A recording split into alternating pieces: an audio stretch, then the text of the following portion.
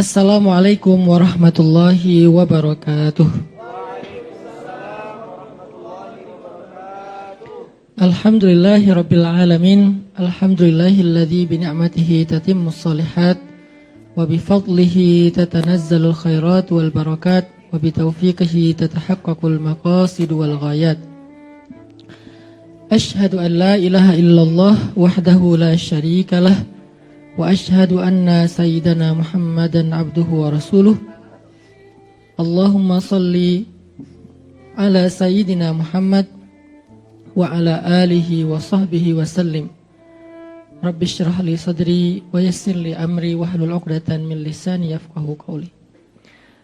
Anak-anak muda kota Bandung dan sekitarnya yang dirahmati Allah Subhanahu wa taala.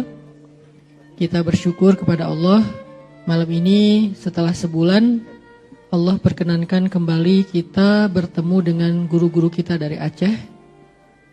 Ada guru kita dalam bidang ilmu akidah yaitu Ustadz Dr. Amri Fatmi. Dan seharusnya juga kita akan kedatangan guru kita di bidang fikih yaitu Ustadz Dr. Awwalu Dzikri seperti bulan yang kemarin, tetapi beliau sedang diberikan amanah untuk menjaga dan merawat ayahnya yang sedang sakit.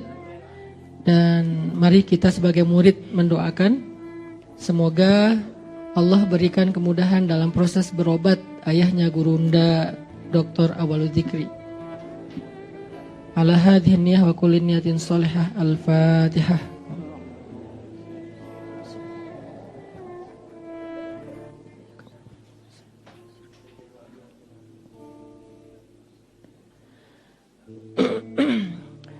Dan insya Allah bulan yang akan datang semoga Ustadz Dr. Awwalu Dzikri juga bisa kembali hadir bersama-sama dengan kita. Dan yang istimewa malam ini kita juga kedatangan guru kita di materi hadis. Buat teman-teman yang nanti ingin belajar hadis secara lebih terstruktur, terutama hal-hal yang kontroversi tentang hadis, misalnya ada ucapan itu tidak ada hadisnya, karena seringnya kata-kata tidak ada hadisnya bukan gak ada tapi dia gak tahu. Nah, kita bisa tanya kepada ahlinya. Atau tentang yang kontroversi itu hadis dhaif. Karena hadis dhaif ini juga ada beberapa versi, sehingga kadang-kadang kita punya versi sendiri lagi tuh. Selain versi ulama ada versi kita. Itu hadisnya dhaif. Jadi ahli hadisnya banyak tiba-tiba ya. Dan kita termasuk seorang ahli hadis. Ahli mendhaifkan hadis, bukan ahli hadis yang hafal atau ngerti. Ahli mendhaifkan hadis. Nah, sehingga kita bisa belajar dari Ustadz Abu Hudzaifah. Beliau murid kesayangan dari dosen hadis di Al-Azhar. Kebenaran kita tinggal di sebuah kos-kosan. Ini semuanya masih satu ma'had dengan saya di level SMA aliyah. Kemudian kita ke Mesir bareng satu kos-kosan. Dan semua mereka murid kesayangan para dosen Al-Azhar di bidangnya masing-masing. Kalau saya murid kesayangan semua dosen sih. Enggak ada yang kenal. Mereka karena mulazamahnya, jadi mereka ini kalau belajar Al-Azhar itu bukan cuman ke kampus, pulang dari kampus ke rumah dosen. Jadi ilmu mulazamah itu menyertai ulamanya itu kuat. Makanya ilmunya insya Allah luar biasa. Nah, di hadapan kita ada Ustadz Abu Hudzaifah. Walaupun namanya pakai istilah Abu, beliau Ahlus Sunnah wal Jamaah insya Allah ya. Ahlus Sunnah wal Jamaah, beliau Asy'ariyah ya, insya Allah. Dan beliau juga salah satu tokoh ulama Ahlus Sunnah dari Aceh. Jadi jangan lihat usianya yang masih muda, tapi lihat ilmunya yang sudah tua. Jadi ilmunya lebih tua daripada usianya. Baik teman-teman yang dirahmati Allah SWT, malam ini kita akan bahas satu tema yang penting banget sebetulnya. Walaupun tema ini mungkin kalau dibaca sekilas tuh kayak apa sih gitu kan.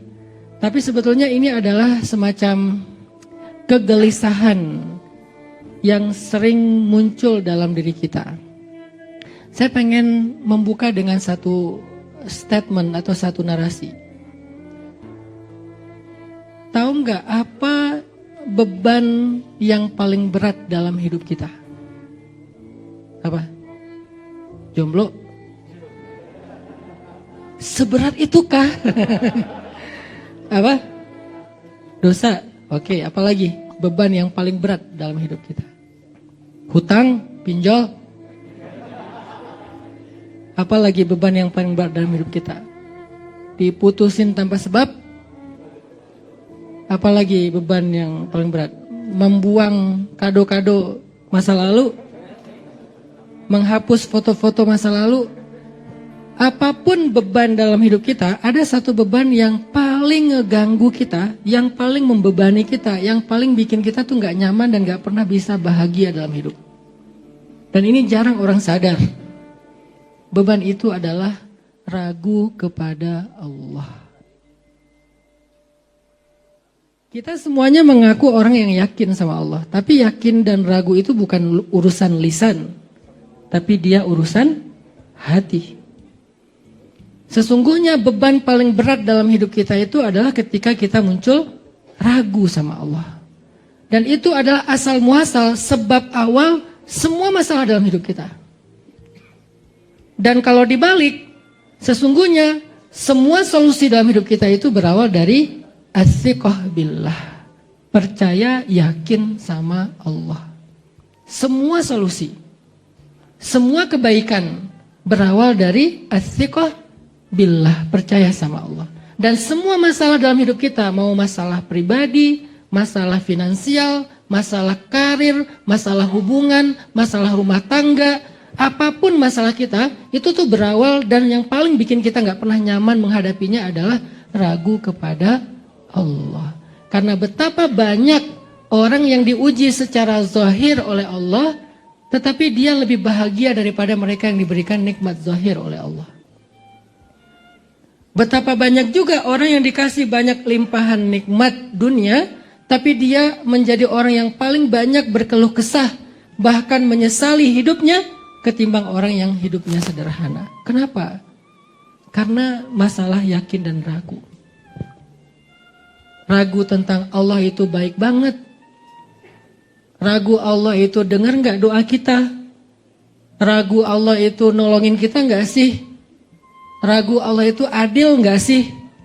Ragu Allah itu kuasa gak sih? Padahal dalam sifat 20 yang wajib kita yakini tentang sifat wajib Allah itu ada kudrat, iradat. Ini dua aja coba saya ambil highlight dikit. Kudrat itu artinya dalam konteks anak muda ya, Allah itu mampu banget nolongin kita. Iradat artinya Allah itu mau banget nolongin kita. Jadi bukan hanya maha kuasa dan maha berkehendak, tapi dalam terjemahan praktis, kudrat, Allah tuh mampu banget nolongin kita. Ala kulli syai'in qadir, bisa apa aja, gak ada yang gak bisa. Tapi kita kadang ragu, itulah awal dari masalah hidup kita. Iradat, Allah tuh mau banget kok nolongin kita.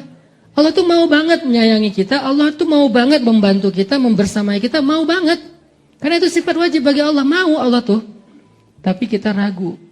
Sehingga muncullah pertanyaan-pertanyaan yang berasal dari keraguan. Kenapa Allah menciptakan saya seperti ini? Kenapa Allah gak adil sama saya? Apa maunya Allah? Kurang apa lagi dari saya? Bla bla bla. Pertanyaan-pertanyaan yang meragukan keadilan Allah, yang meragukan rahmannya Allah, meragukan rahimnya Allah, meragukan kemuliaan sifat-sifat jalalnya Allah subhanahu wa ta'ala, sifat-sifat jamalnya Allah subhanahu wa ta'ala. Itu semuanya hal yang kadang ada di dalam hati kita. Kalau dalam bahasa Al-Quran itu wama qadarullaha haqqa qadri. Mereka enggak memuliakan, mengagungkan Allah dengan yang selayaknya mereka agungkan dan muliakan. Walaupun lisan kita bilang amanna billah wa bil yaumil akhir, tapi kata Allah fi qulubihim marad, hatinya masih ragu. Marad di dalam ayat itu adalah raib, ragu. Walaupun dia bilang wa minan nasi may yaqulu amanna billahi wa bil yaumil akhir. Kata Allah, wa ma hum bimu'minin. Pertanyaannya, kenapa? fi qulubihim marad, fi qulubihim syak, raib, di hati mereka ada ragu. Qalatil a'rabu amanna qul lam tu'minu walakin qulu aslamna. Kok Allah enggak mengakui keimanan mereka padahal mereka bilang kami telah beriman? Jawabannya, walamma yadkhulul iman fi qulubikum. Makanya malam ini kita akan belajar. Ini belum sharing ilmu ya, ini baru prolog ini. Kita akan belajar dari dua guru kita, gimana ya cara menghilangkan anxiety dalam diri kita, kecemasan, keraguan, kebingungan, kebimbangan. Salah satunya tentang keadilan Allah. Nah, kita akan mulai mendengar dari ahli hadis. Karena kalau langsung ke filsafat, khawatirnya kita noleh-noleh nih apa, ini tentang apa? Aku ada di mana? Apakah aku masih di dunia nyata? Filsafat, karena beliau doktor akidah filsafat lagi. Sebelum ke filsafat biar nggak sesat ya. Kita belajar dulu kepada ahli hadis. Kita dengarkan nasihat-nasihat dan ilmu dari guru kita Ustadz Abu Huzaifah. Tafadhal Ustadz.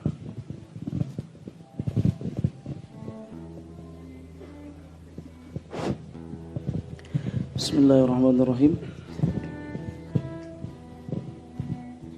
Bismillahirrahmanirrahim.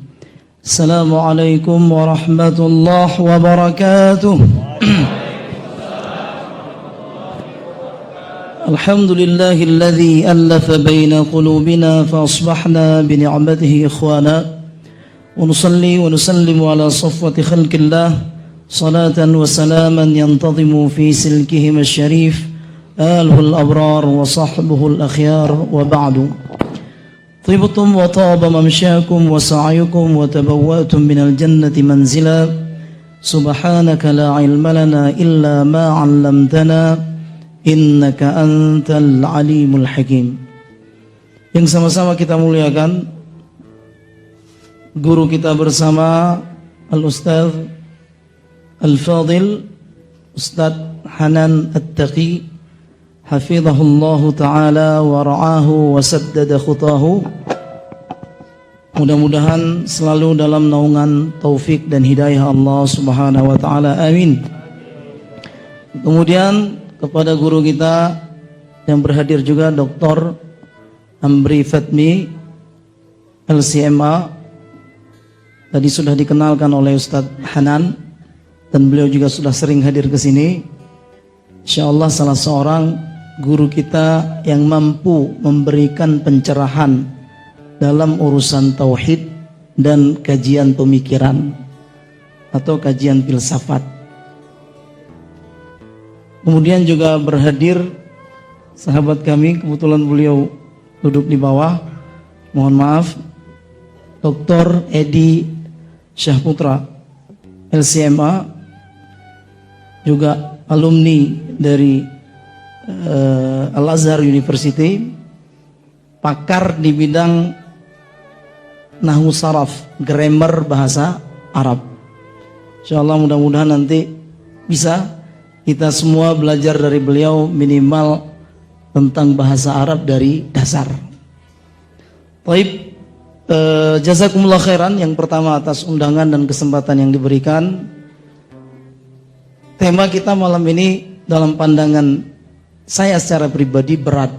Ini ditulis, Allah apa maumu? Allah apa maumu?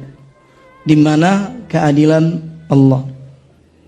Jika itu yang terlintas di benak kita, dan itu wajar, karena memang manusia ini diberikan pikiran dan terus akan berpikir.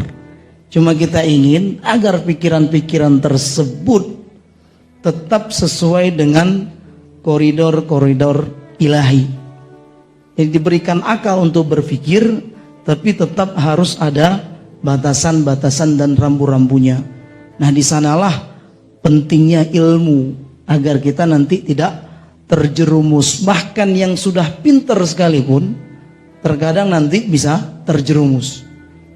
Itu saya teringat pesan salah seorang guru kita di Al-Azhar, ya kan, ketika menceritakan tentang firman Allah yang pertama yang diturunkan oleh Allah Subhanahu wa taala, Iqra bismi rabbikal ladzi khalaq, khalaqal insana min 'alaq, Iqra wa rabbukal akram, alladzi 'allama bil qalam, 'allamal insana ma lam ya'lam. Sebelumnya kita nggak tahu apa-apa. Kemudian Allah mengajarkan kita. Ayat selanjutnya langsung Allah mengatakan, kalla innal insana layatgha.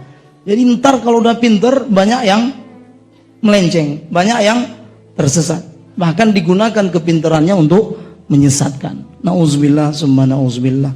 Allah apa maumu? Jika itu yang terlintas, maka kita ingin mempertegas yang Allah inginkan adalah kesuksesan kita dan semua kita ini masuk ke dalam surga Allah Subhanahu wa taala. Itu mana dalilnya? Faman zuhziha 'anil nari wa udkhilal jannata faqad faza. Jadi siapa yang diselamatkan dari neraka kemudian dimasukkan ke surga, merekalah orang-orang yang sukses. Yang Allah inginkan agar semua manusia ini sebenarnya masuk surga. Ini ketika itu kita bertanya, apa maumu? Allah ingin kita sukses, bahkan di dunia sebelum di akhirat. Nah, ini yang pertama. Dan yang harus kita pahami, semua yang terjadi di alam ini karena diminta untuk menyampaikan dalil, jadi mungkin konsen saya di dalil saya. Tapi yang harus kita pahami, iradah Allah tersebut telah Allah tetapkan. Telah Allah tetapkan. Nah, ini yang terkadang sulit bagi kita. Bahkan terlintas pikiran-pikiran, bahkan keraguan-keraguan yang tadi disampaikan oleh Ustaz Hanan. Ingat, Allah inginkan kita sukses, tapi semua itu telah Allah tetapkan. Dalam sebuah hadis sahih, nah ini nanti kalau ingin ditanyakan hadisnya sahih Ustaz, sahih. Allah Subhanahu wa taala, Rasulullah SAW bersabda, innallaha, ini yang harus kita pahami, kataba maqadiral khalaiqi qabla an yakhluqas samawati wal ard bi 50 alf sanatin. Yang harus kita pahami semua, Allah telah menetapkan takdir makhluk sebelum Allah menciptakan langit dan bumi 50.000 tahun. Jadi sebelum 50.000 tahun diciptakan langit dan bumi, Allah sudah menetapkan takdir yang akan berlaku kepada kita, kepada manusia, makhluk, bukan cuma manusia. Yang dikatakan makhluk itu tentu akan dijelaskan oleh Ustaz Amri, masih wallah. Jadi alam itu, makhluk itu selain Allah. Jadi sudah Allah tetapkan semua, nggak perlu dipikirkan, semuanya itu sudah ditetapkan oleh Allah. Jadi sahabat dulu ketika Rasul menyampaikan itu, mereka sempat berpikir tidak salah, yang penting jelas. Jadi sahabat bertanya, kalau semua sudah ditetapkan, jadi pernah suatu hari Rasul mengatakan, ma minkum min ahadin illa waqad kataba maq'aduhu minan nar wa maq'aduhu minal jannah. Semua kita ini udah jelas tempatnya. Tempat itu maksudnya nanti. Ingat, dunia ini bukan tempat kita. Kita ini hanya musafir, kita ini hanya pengembara. Jangan pernah berpikir kita akan lama, walaupun pikiran-pikiran itu terkadang membuat kita lupa. Nah, Allah mengatakan semua udah jelas tempatnya. Nah, para sahabat berpikir kalau udah jelas takdirnya udah ada, afala nattakil, udah mendingan kita nggak usah ibadah. Afala nattakil. Kemudian Rasul mengatakan apa? Kalla. Jangan, tetap beribadah, tetap berbuat, tetap bekerja, tetap melakukan kebajikan. Kenapa? Karena kullun muyassar lima khuliqalah. Karena semua manusia yang telah ditetapkan takdirnya itu, maka akan dimudahkan kemana arah dia nanti ke depan. Jadi kalau orang-orang yang di masjid, insya Allah para ahli surga. Itu bukan kata saya. Orang-orang yang di masjid insya Allah tanda orang-orang beriman. Itu kata siapa? Kata Allah, bukan kata saya. Innama ya'muru masajidallah man amana billah wal yaumil akhir. Yang memakmurkan masjid Allah itu orang yang beriman kepada Allah. Kalau beriman kepada Allah, insya Allah tempatnya di surga. Jadi kita tetap terus, walaupun kehidupan ini sulit. Jadi yang harus kita pahami, semuanya itu udah takdirnya. Walaupun nanti terkadang pikiran-pikiran yang tadi dijelaskan oleh Ustadz itu menghantui kita. Dan nanti bahkan sampai kepada stadium 4. Hal yang paling berat yang akan kita hadapi. Pertanyaannya sebelum kita lanjutkan, dari mana pikiran itu Ustadz? Ya kan? Pikiran keraguan, pikiran ketakutan, kekhawatiran dari setan. Dari setan. Jadi pernah saya baca sebuah hadis ketika saya pertama sampai di Azhar. Hadisnya juga sahih dari riwayat Bukhari. Ya'ti asyaitanu. Jadi setan itu emang mendatangi kita. Mendatangi kita. Ya'ti syaitanu fayaqulu man khalaqa kadza. Setan datang menghampiri kita kemudian mengatakan, siapa yang menciptakan ini? Siapa yang menciptakan ini? Siapa yang menciptakan ini? Dan kita akan terus mengikuti hal-hal tersebut. Ini yang paling ekstrim dalam pandangan kita, dalam pikiran saya. Lebih ekstrim daripada sekedar keraguan-raguan tadi. Setan mengatakan siapa yang menciptakan ini? Siapa yang menciptakan ini? Sampai nanti setan akan bertanya, siapa yang menciptakan? Allah. Man khalaqa rabbak? Ketika itu kata Nabi, ya kan, fa idza balaghahu dzalika falyasta'idz billah wal yantahi. Kalau sempat itu terlintas di pikiran kita, maka stop dan beristighfarlah kepada Allah Subhanahu wa taala. Jadi pikiran-pikiran keraguan itu pasti akan menghampiri kita, pasti akan membuat kita bertanya, Allah apa maumu? Jangan ditanyakan, insya Allah Allah yang menginginkan kepada kita kebaikan. Nah, poin terakhir, ini saya tidak ingin panjang-panjang. Poin terakhir yang ingin kita sampaikan, walaupun ketetapan itu sudah ada, ingat, rahmat Allah itu tetap lebih dominan, tetap lebih luas daripada kemurkaan Allah. Jadi ada sebuah hadis, kata Rasul, lamma qadallahu al-khalqa, setelah Allah menciptakan makhluk, kemudian Allah menulis, kataba fawqa arsyihi, Allah menulis di arasy. Apa yang Allah tulis? Jadi arasy ini pertama sekali diciptakan oleh Allah Subhanahu wa taala. Jadi yang hadis tadi Allah menciptakan, menuliskan takdir 50.000 tahun sebelum langit dan bumi. Kemudian Allah mengatakan wa kana arsyuhu 'alal ma'. Ketika itu arasy Allah ini sudah ada. Nah, setelah selesai penciptaan, Allah menulis di arasy, di Allah tentu yang menulis siapa?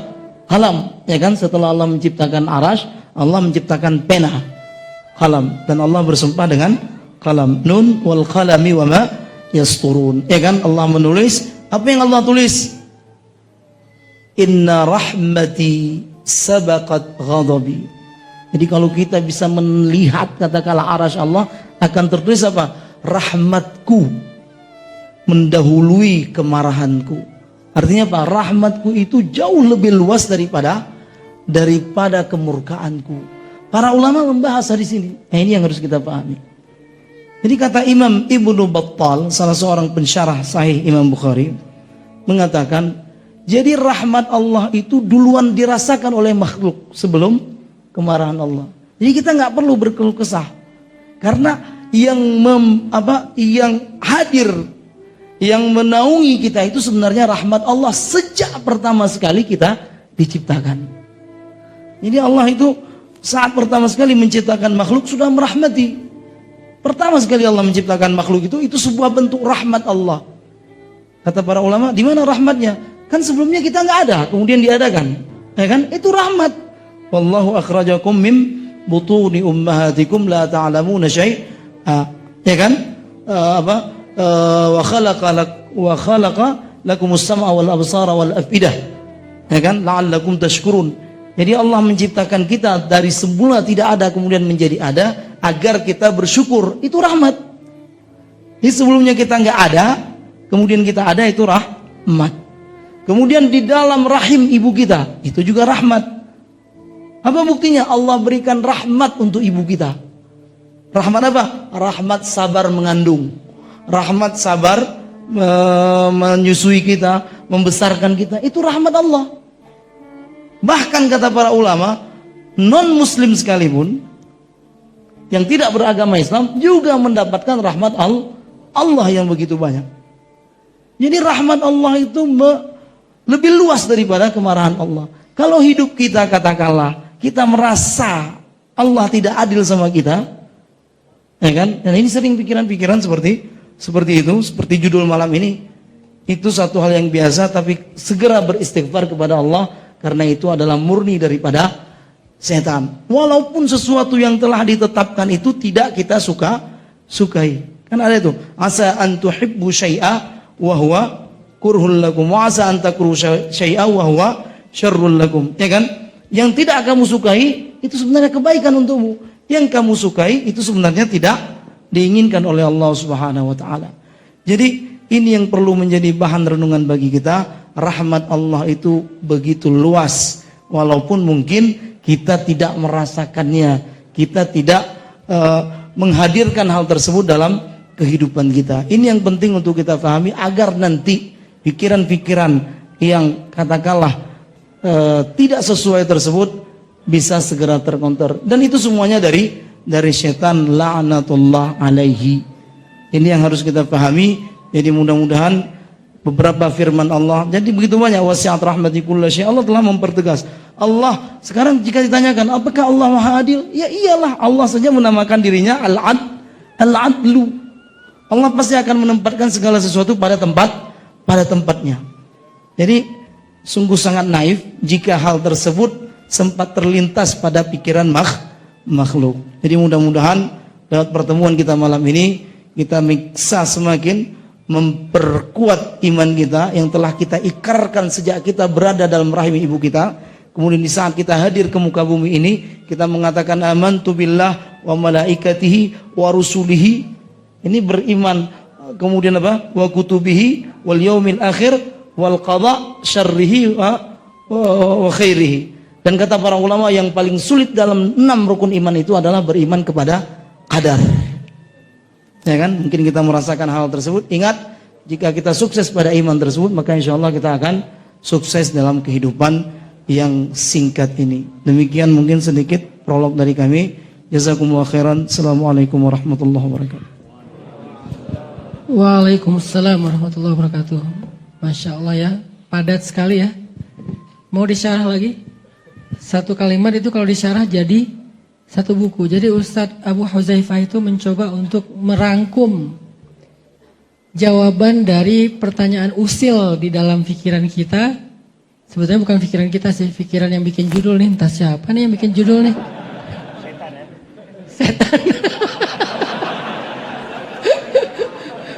Ini yang usil nih yang bikin judul nih, tim kreatif nih. Jangan-jangan dia lagi galau.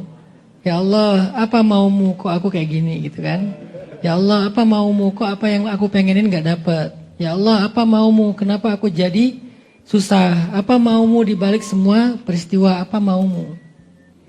Dirangkum dari sekian banyak buku hadis, Sahih Bukhari, Sahih Muslim dan segala macam, buku syarah, jadilah seperti barusan 20 menit kurang. Kalau kalian pengen lebih jelas lagi, belajar 18 tahun. Karena Ustadz Abu Huzaifah belajar 18 tahun, jadinya 20 menit. Masya Allah.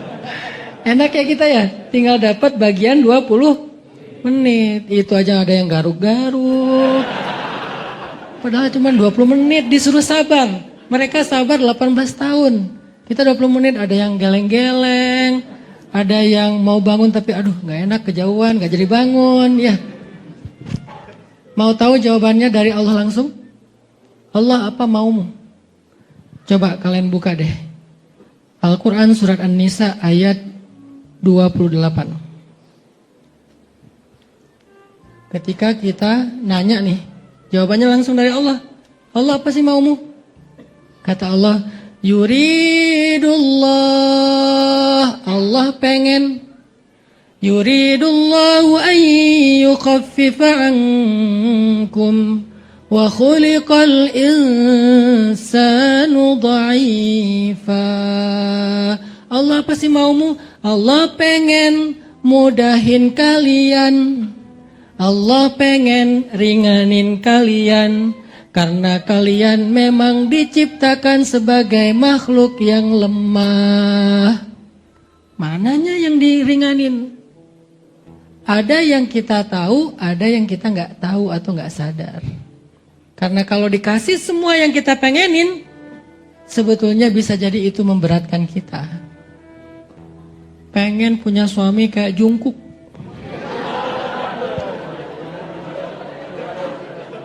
Kayak Coldplay, kayak Aldi Taher. Pengen punya istri kayak black and white. Atasnya white, bawahnya black. Itu makhluk apa sih itu? Ternyata begitu dikasih, ngeluh. Banyak yang kayak gitu.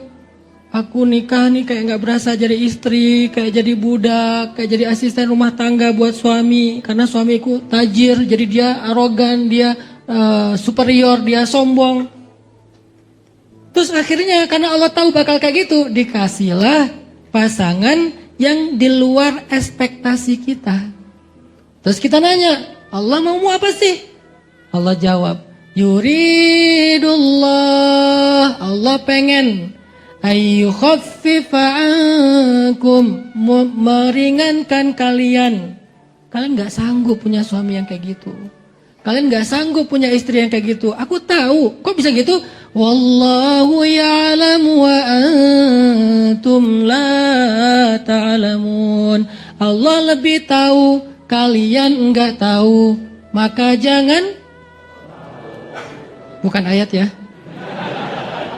Kalimatnya cuma sampai dan kalian tidak tahu. Mau tahu jawaban lagi dari Allah ketika kita tanya kayak gitu? Coba buka surat Al-Ahzab ayat 33. Di akhir ayat tuh. Surat Al-Ahzab ayat 33. Innama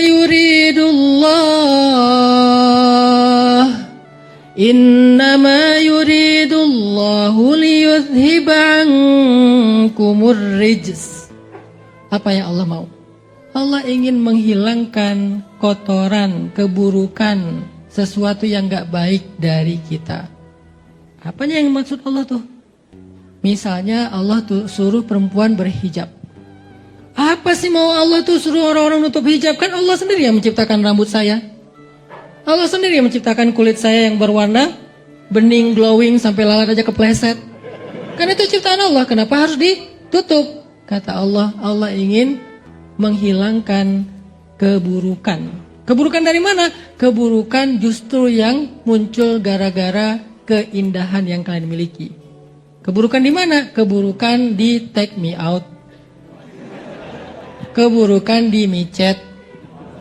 Gara-gara kamu terlalu indah. Keburukan yang ada di TikTok, bukan aplikasinya ya, tapi postingan, dampak dari postingannya, sehingga disuruh jangan joget di TikTok. Terus di mana? Kan saya senang joget di kamar. Yang lihat siapa? Suami. Belum punya suami, makanya nikah. Itu maunya Allah. Ya. Apalagi? Masih butuh jawaban? Coba buka surat An-Nisa ayat 27. Udah belum tadi nih? Hah?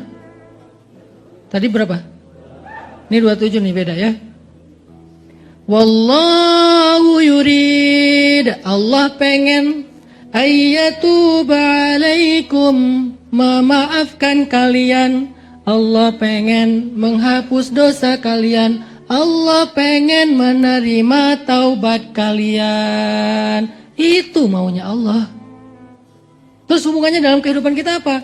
Kok saya dikasih masalah? Dengan masalah itu Allah menggugurkan dosa kalian. Kok saya sakit? Dengan sakit itu Allah menghapus kesalahan kalian.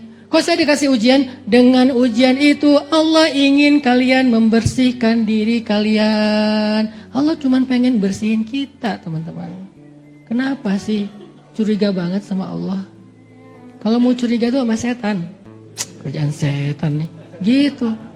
Tapi kayak kata Ustadz Abu Huzaifah, dari mana muncul kalimat itu atau pertanyaan itu? Dari tim kreatif, kan setan. dari tim kreatif. Oke, nanti diirit lagi ya jawaban dari Allahnya ya. Sekarang kita akan dengar versi yang lebih dahsyat lagi dalam bab akidah nih. Saya cuman lempar-lempar masalah aja, nanti yang menyelesaikan ahlinya. Gimana cara kita mengimani kalimat-kalimat yang Allah tadi jawab? Allah bilang begini, terus nanti muncul lagi. Beneran? Muncul. Dari mana tuh? Setan lagi. Ya. Nah, gimana kita memahami ini? Bagaimana cara kita memahami biar Allah itu di hati kita tuh nggak sereknya, nggak mempertanyakan keadilan Allah? Akan dijawab oleh Ustadz Dr. Amri Fatmi dari Kajian Akidah. Tafadhal Ustadz.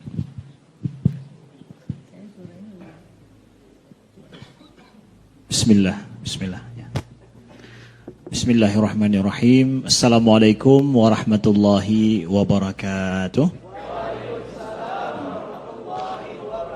Alhamdulillahirabbil alamin, hamdan katsiran tayyiban mubarakan fih. Allahumma shalli wa sallim wa barik ala sayidina Muhammadin wa ala alihi wa sahbihi wa sallim.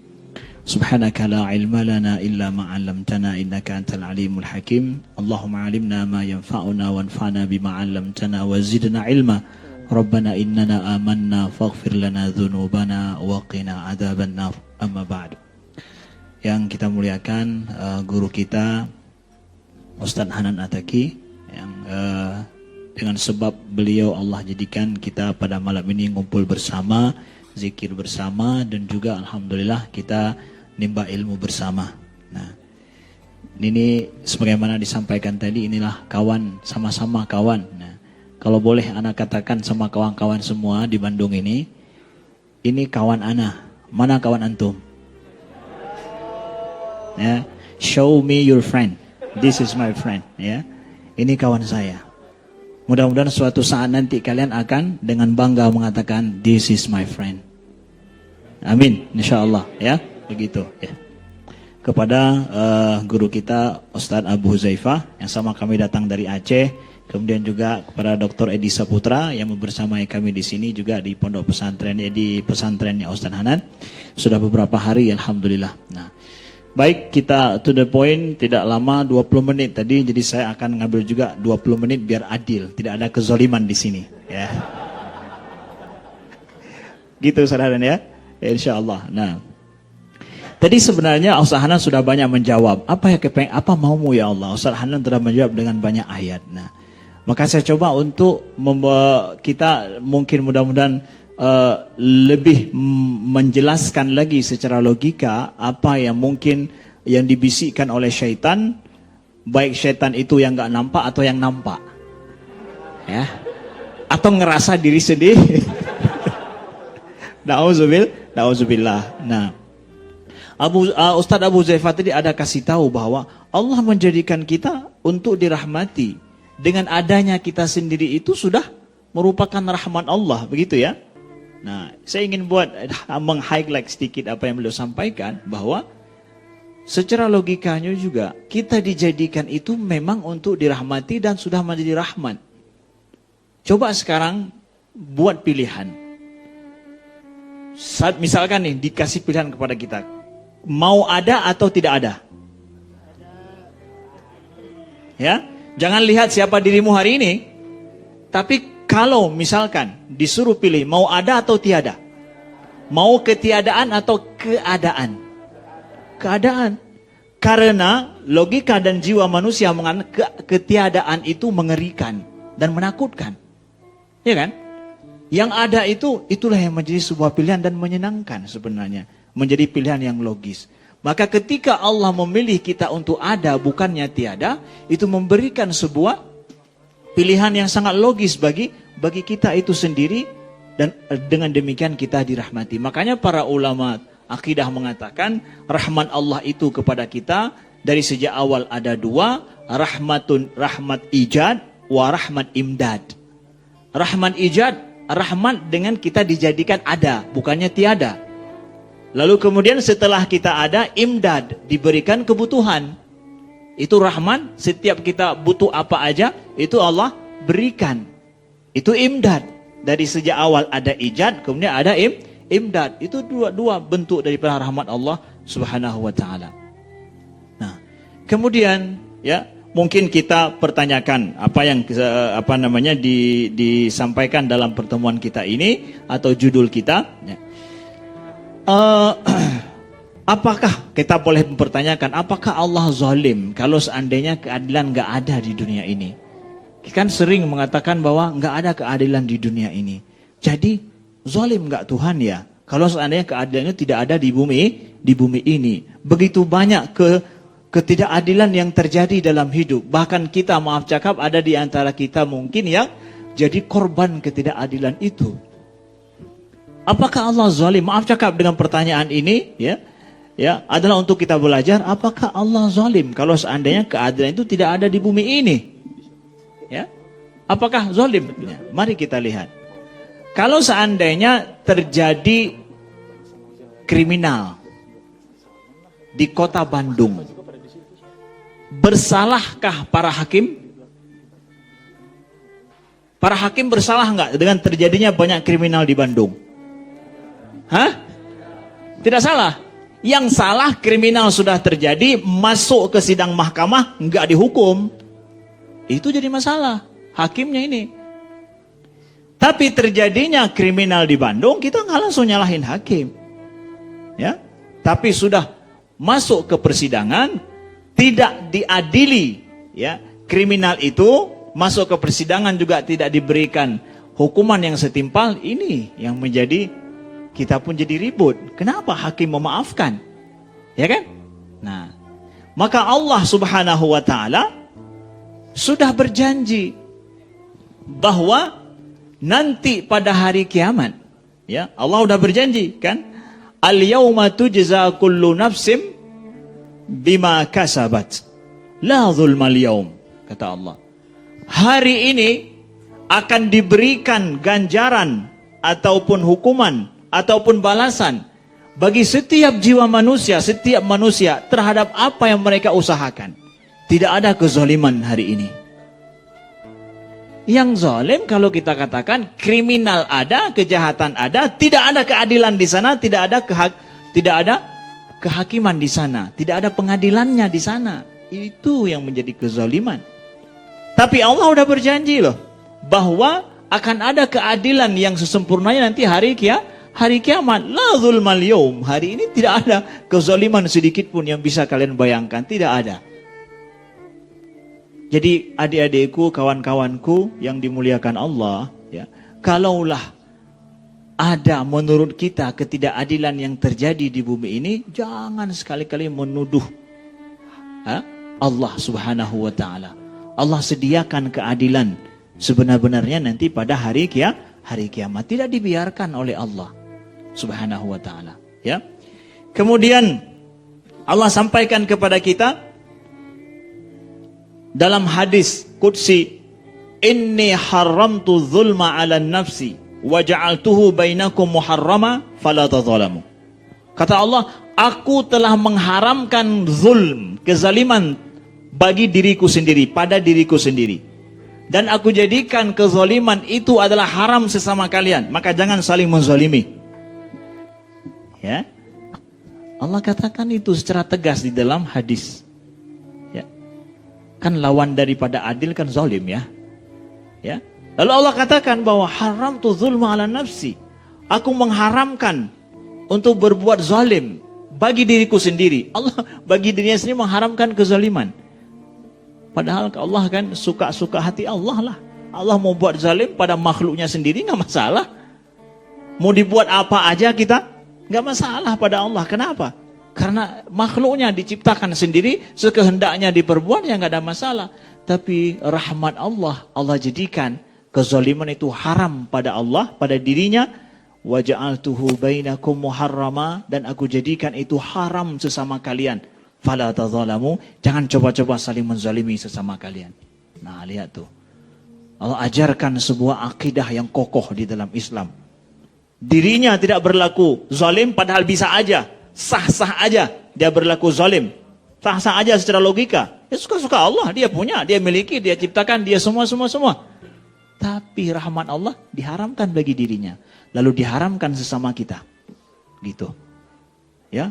Jadi betapa sucinya Allah Subhanahu wa taala daripada perkiraan kita yang tidak layak. Nah, begitu kawan-kawan yang dimuliakan Allah. Lalu mungkin muncul pertanyaan dalam pada ini juga, ya. Ustadz,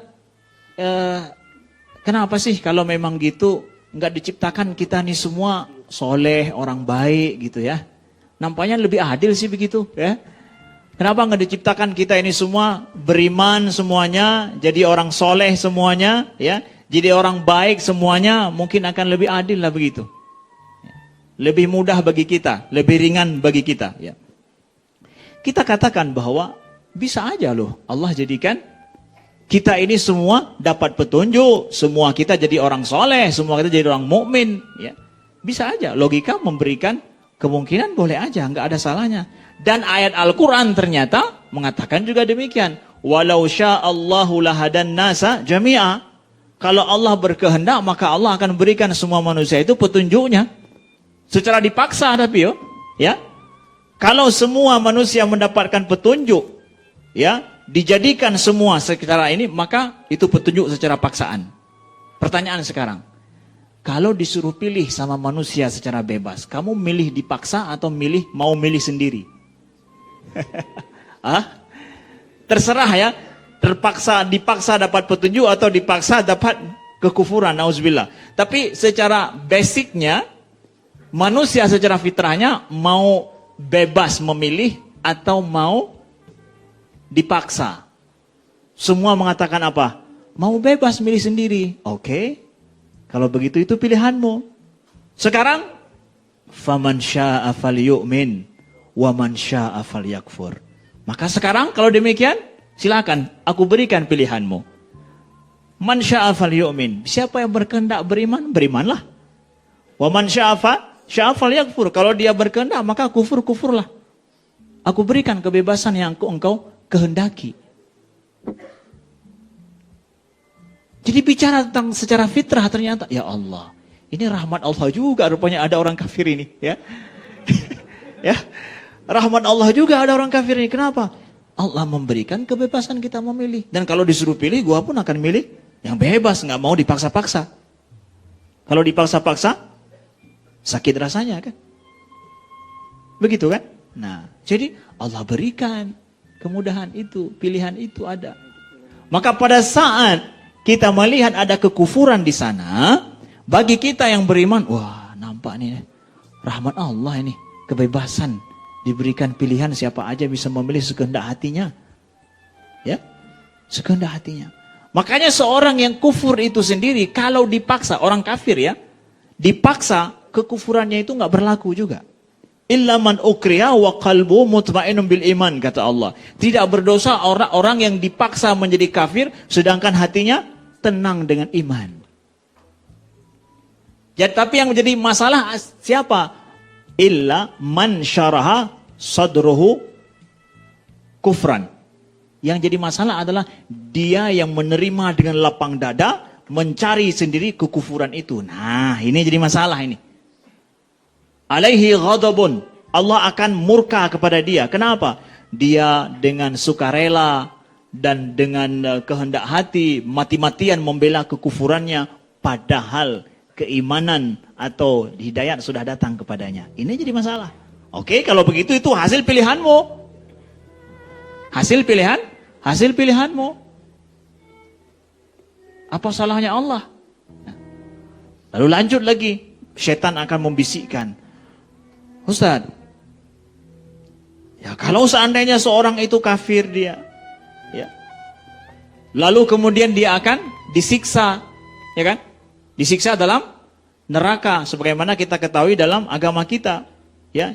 Innal abrar lafi na'im wa innal fujara lafi jahim, kata Allah. Sesungguhnya orang-orang baik itu dalam surga, wa innal fujara lafi jahim. Para kriminalis, pendosa, penjahat yang nggak mau bertaubat, nggak mau untuk menerima hidayah Allah, lafi jahim, maka pasti dia akan dalam neraka. Itu sudah menjadi ketetapan Allah. Tapi Ustaz, ini dia hidup cuma misalkan hidupnya 60, 70 tahun, 80 tahun, atau paling kuatlah 100 tahun dia hidup, tapi kok disiksa lebih 100 tahun? Oke lah dia milih kufur gitu ya. Kok disiksa sampai 100 tahun lebih? Bahkan kekal dalam neraka. Adil nggak itu? Ya? Itu syaitan yang membisikkan. Ya, bukan tim kreatif. Tim kreatif sudah selesai nih ya. Syaitannya balik bisik, ya kan? Gimana itu Ustaz? Adilnya di mana? Baik kawan-kawan dimuliakan Allah. Kalau ada yang nanya begini, berpikir begini bahwa masa sih dia kufur, memilih kufur dengan sukarela selama 100 tahun misalkan, kemudian disiksa kekal dalam neraka? Kita katakan Allah adil loh, gak zalim di situ. Kok bisa Ustaz? Karena kebalikannya, yang berbuat baik 100 tahun kekal di dalam surga juga. Kamu harus mikir ke sana juga. Ya, bahwa yang berbuat baik 100 tahun juga kekal di dalam surga. Silakan kamu pilih. Yang salahnya adalah dimasukkan ke dalam neraka, seperti itu dia milih kekufuran, masuk dalam neraka kekal di dalamnya, tapi nggak dikasih tahu dulu. Allah ngasih tahu dulu. Sekarang Allah ngasih tahu sama kita nih bahwa innal fujjara lafi jahim, orang yang fajir ya, berbuat kejahatan, orang-orang kafir yang dia menolak, kafir menolak ya, menolak kebenaran dengan sukarela. Bukan kafir, kadang dia nggak sampai hidayah kepadanya. Atau memang dia sama sekali tidak ada sebab yang mendatangkan pada dia hidayah daripada Allah. Itu kalaupun ada kafir menurut kita, tapi hidayah Allah nggak sampai kepadanya, menurut Ahlus Sunnah itu akan bisa masuk dalam orang yang diampuni nanti. Kenapa ya? Dia nggak sampai hidayah yang benar kepadanya, dia pun nggak tahu sama sekali. Karena menurut Ahlus Sunnah, ya Allah nggak akan mengazab sampai datang kepada seorang itu apa? Hidayah yang benar. Lihat tuh. Bagaimana rahmatnya Allah. Ya, hidayah yang benar datang kepadanya. Nah, maka sekali lagi balik kepada pertanyaan tadi, Ustaz, kalau seandainya ada orang dia kufur 80 tahun disiksa, masa sih begitu?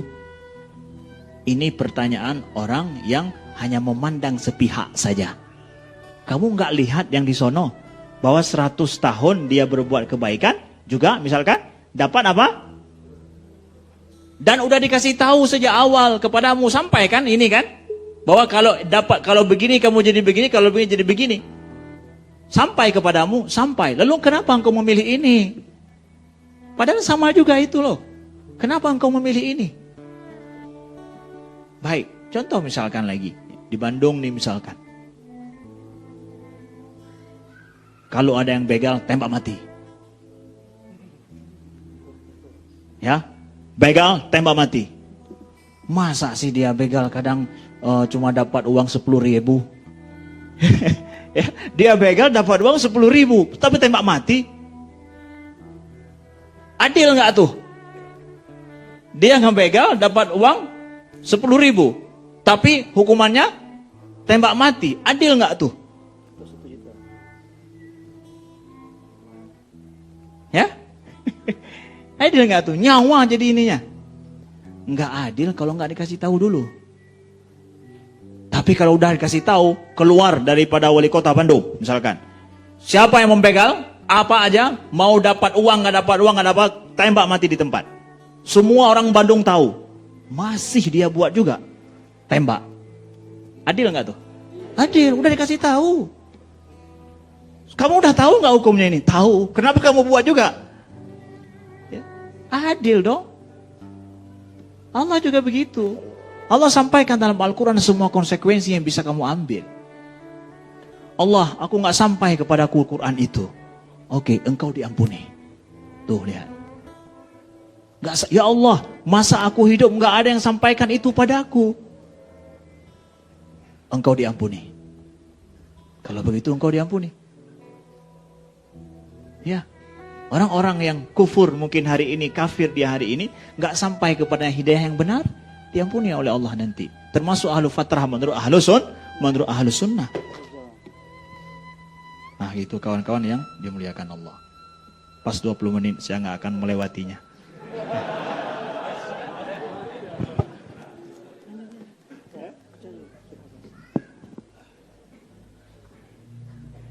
Kayaknya yang jawab tadi tembak di tempat korban begal semua ya.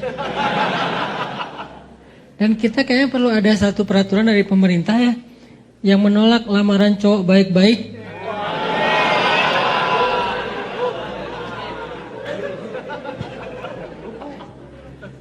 Didoakan. Kok tembak di tempat ya?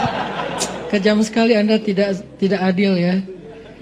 Masya Allah, ada 2 poin yang relevan ya, yang kita dengar dari 2 guru kita.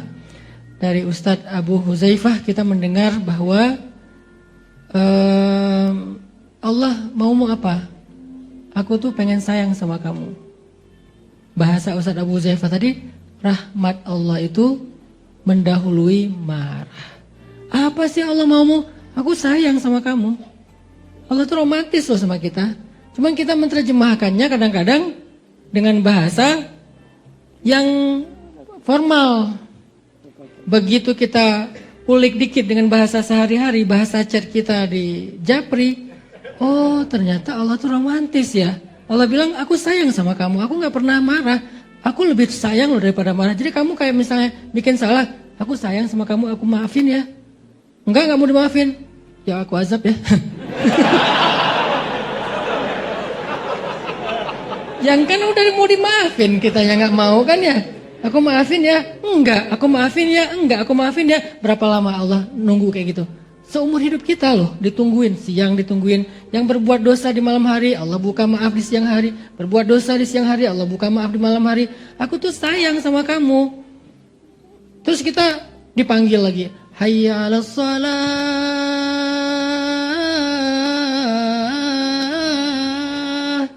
Pengen niru Ustadz Bilal tapi gak sampai nafasnya.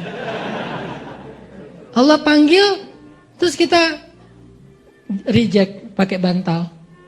Taruh bantal di kuping kita ya. Artinya emang salah siapa coba sekarang?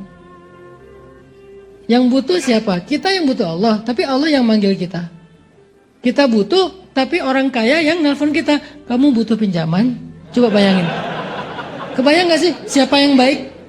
Kita lagi, aduh nih belum bisa bayar uang kontrakan nih, bentar lagi sama si ibu kos mau diusir. Ya kalau ibu kosnya baik mau angkat jadi anak kan mending ya. Mau diusir. Aduh gimana ya aku gak punya pilihan dan segala macam. Tiba-tiba datang teman kita, kamu udah bayar kontrakan? Belum sih. Kamu butuh pinjaman? Gak apa-apa aku kasih. Coba kurang baik apa tuh dia tuh? Kita yang butuh, dia yang manggil. Kita yang butuh, dia yang datang. Kita yang butuh, dia yang inisiatif. Kita yang dosa, kita yang salah, dia yang maafin duluan. Coba, sini aku maafin. Yuk kita damai yuk. Kita aja dengan pasangan, yang udah punya pasangan, yang belum renungkan aja. Kita aja yang kalau dengan pasangan ya, pas lagi konflik nih lagi rame tuh. Biasanya gimana cara islahnya? Kan semuanya nunggu kan? Dia aja duluan. Apalagi istri, tapi wajar sih. Makanya kalian belajar sifat Allah yang rahmah. Kita tuh jadi rohama, jadi orang yang irhaman fil ard sama pasangan. Jadi pas dia salah, yang aku udah maafin kamu kok. Itu tuh keren banget tuh suami kayak gitu tuh. Berdoalah kalian dapat suami yang kayak gitu. Jadi kalian bikin salah, aku udah maafin kamu. Kalian bikin salah, aku udah maafin kamu. Enak banget ya bikin salahnya. Masya Allah, luar biasa. Syaratnya apa? Yuk kita damai yuk gitu. Tapi kalau udah maafin masih nggak mau damai, ya salah sendiri. Ya udah, nggak aku beliin skincare ya. Artinya orangnya baik banget kalau bisa kayak gitu. Allah lebih dahsyat dari itu. Itu apa yang disampaikan Ustadz Abu Huzaifah tadi, rahmat. Terus yang disampaikan Ustadz Amri, Allah itu nggak pernah zalim sama kita. Aku nggak pernah jahatin kamu. Aku nggak pernah abai sama kamu. Salah satu ayat romantisnya apa? Wadduha wal laili idza saja ma wadda'aka rabbuka wa ma qala. Aku nggak pernah ninggalin kamu, aku gak pernah benci sama kamu. Coba kurang baik apa Allah? Gak pernah aku ninggalin kamu. La takhafa, gak usah khawatir. Inni ma'akuma asma'u wa ara. Aku bersama kalian, aku mendengar, aku melihat. Jadi kalau ada apa-apa, tenang aja, la tahzan. Kalla inna ma'iya rabbi sayahdin. Jadi Allah tuh nggak zalim sama kita. Tapi yang luar biasa juga tadi disampaikan Ustaz Abu Zaifah, ketika Allah menciptakan khalaik, menciptakan segala macam selain dirinya, berarti semuanya makhluk. Allah menetapkan satu kalimat yang bisa jadi pegangan kita nih. Kalau mau husnuzon sama Allah, pegang kalimat ini yang digantung di arasy. Apa kalimatnya? Inna rahmati sabaqat ghadabi. Sesungguhnya sayangku mendahului marahku. Sebel bete itu manusia. Allah sayang kasihan gitu, beda kalimatnya. Kita sebel bete nggak mood, agak-agak baik dikit, yang makan di mana kita serah. Itu tuh udah mending tuh. Allah sayang kasihan nolongin maafin semuanya yang baik-baik, dan itu adalah penjawantahan dari kalimat rahmati wa rahmati wasi'at kullasyai. Ada di mana-mana. Bukan cuman rahmatku itu cuman di sini. Kalau kalian pengen ya ke sini aja. Enggak. Butuh rahmat, sini atuh. Enggak gitu Allah. Wa rahmati wasi'at kullasyai. Kamu mau dapetin rahmatku di situ ada, di situ ada, di situ ada, di mana-mana ada. Coba. Masih komplain juga, dasar tim kreatif. Coba buka lagi Al-Quran surat Al-Baqarah ayat 185. Apa maumu ya Allah? Yuridullahu bikumul yusra wa la yuridu bikumul usra. Allah pengen untuk kalian kemudahan.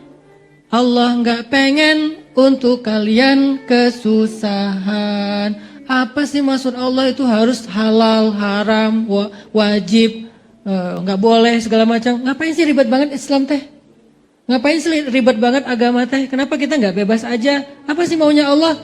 Justru syariat, justru agama, justru ayat, justru hadis, justru nabi, justru risalah. Itu tuh pengen mudahin kita. Saya kasih contoh. Mudah mana syariat sama kebiasaan? Contohnya apa? Gak usah jauh-jauh lah, pernikahan. Pernikahan itu syariat yang mudah. Mudah banget loh. Mulai dari apa? Mulai dari apa? Ngelamar. Datang cowok baik-baik. Modalnya cinta. Ditanya kerja apa? Mencintai. Itu kan sebuah pekerjaan ya. Udah punya pekerjaan? Udah. Apa kerjaan kamu? Mencintai. Dengan setulus hati. Wah, pekerjaan yang sangat mulia. Berapa penghasilannya? Langit dan bumi aku berikan. Datang dengan baik-baik, orangnya soleh, orangnya nggak macam-macam. Ngelamar cewek nih. Kata mertuanya, dari mana lo? Dari sebelah Pak, saya tetangga. Oh, nggak pernah ngeliat. Bapak nggak pernah ke masjid ya? Oh iya. Ini menantu macam apa ya? Belum jadi menantu udah kritik.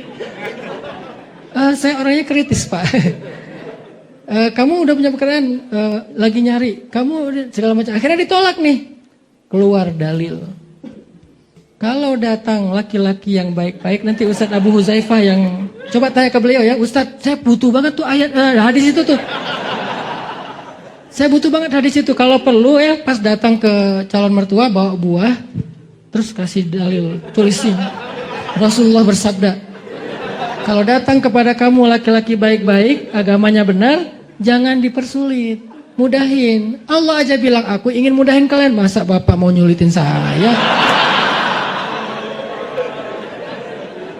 Pakai dalilnya. Cuman saya lupa, itu riwayat apa ya Ustadz ya? Nanti. Ya, ada nanti sama Ustadz Abu Huzaifah, nanya. Dijawab sekarang, jangan. Di mana jawabnya? Di pesantren. Ya, pesan sponsor. Di masjid, rohilah di sana dijawabnya. Artinya Allah tuh pengen mudahin kita. Akhirnya dari ngelamar dimudahin. Terus pas pernikahan tuh gampang banget. Yang bikin ribet kita, lupa wae. Saya terima apa ya Pak ya? Gampang kalau nggak hafal, pakai catatan, contekan. Satu-satunya contekan yang dibolehkan dalam hidup kita tuh contek dalam akad nikah. Yang lain nggak boleh. Contek calon PNS nggak boleh, ujian nggak boleh. Akad nikah boleh contek, nggak usah malu. Kata Pak Penghulu, udah hafal? Belum Pak. Ya udah nih saya kasih contekannya. Live boleh ngasih contekan. Saya terima nikahnya Fulana binti Fulan dengan mahar sah belum. Kata siapa? Kata mantan si cewek. Nggak rela dia, nggak sah. Ternyata mantan, muda, nggak bisa bahasa Arab, bahasa Indonesia, nggak bisa hafal, nyontek, salah, batal nggak pernikahannya? Kata yang lain, tadi ada jeda agak lama. Kenapa sejeda? Deg-degan. Kenapa sejeda? Galau. Kok masih galau? Teringat. Ada jeda terus nggak jadi misalnya nggak jadi nggak sah gitu kan? Boleh diulang nggak? Boleh. Berapa kali? Ya sesabarnya mertua aja. Berarti yang salah siapa? Mertua. Allah mah sabar. Seharian juga hayu. Mertua. Kamu serius nggak sih nikah mana gua? Kan gitu ya.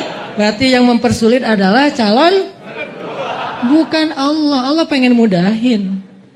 Akad nikahnya mudah. Udah nikah, segalanya mudah. Ceweknya ngambek, pas suaminya pulang, pintu kamar dikunci. Dalil. Kalau dia nggak mau mendatangi panggilan suaminya, gitu kan? Emangnya dalilnya buat cewek doang? Enggak, buat kita lebih banyak loh. Tapi nanti sesinya. Ini saya cuma simulasi aja ya, betapa mudahnya agama Allah. Allah tuh pengen mudahin kita loh, bukan pengen nyusahin kita. Jadi kalau kita tanya apa mau Allah?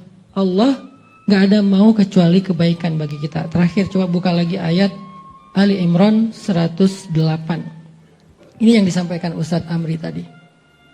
Ali Imran 108. Wa mallahu yuridu zulman lil alamin. Allah nggak pengen menzolimi semua makhluknya, nggak pengen banget. Sehingga kalau muncul rasa ragu kepada Allah, coba jawab dengan jawaban Allah langsung. Apa maunya Allah? Kurang lebih seperti itu. Insya Allah kita ada waktu 15 menit. Nah ini spesialnya kalau datang guru-guru kita ada sesi tanya jawab. Kalau sama saya tidak ada sesi tanya jawab karena tidak ada jawaban. Berhubung di depan kita para ahli, nah kita bukalah sesi tanya jawab. Tapi akan dipimpin sama Kak Buni dan Kak Dika. Silakan Kak Buni. Ya, ada yang mau bertanya langsung kepada para gurunda kita ya. Ini luar biasa sekali. Satu orang sebelah sana, dua ya. Mohon maaf Ustadz berapa? Tiga dulu ya. Yang ahwat satu ya, yang belakang sana. Oke. Yang tengah, iya. Iya kamu iya. Kamu iya ya.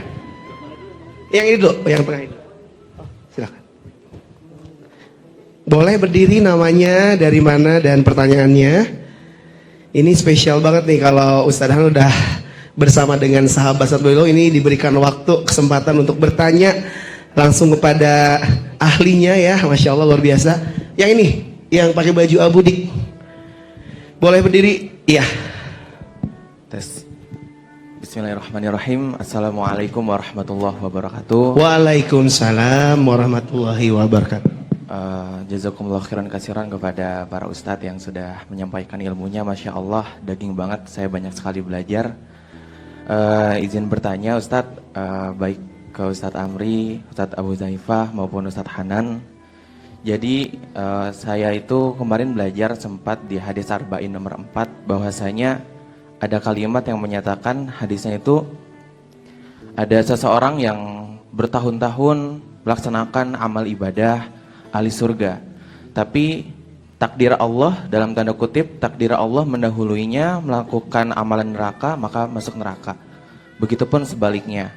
Dan sebaliknya ada juga pernah dengar cerita tentang seorang pembunuh yang udah membunuh ratusan orang di pembunuhan yang ke-100, dibunuh lagi, mau taubat, di perjalanan mau ketemu syekh selanjutnya untuk bertaubat, meninggal di tengah jalan, dihitung ternyata jaraknya lebih dekat kepada syekhnya, Akhirnya dikalkulasi masuk ke dalam surga.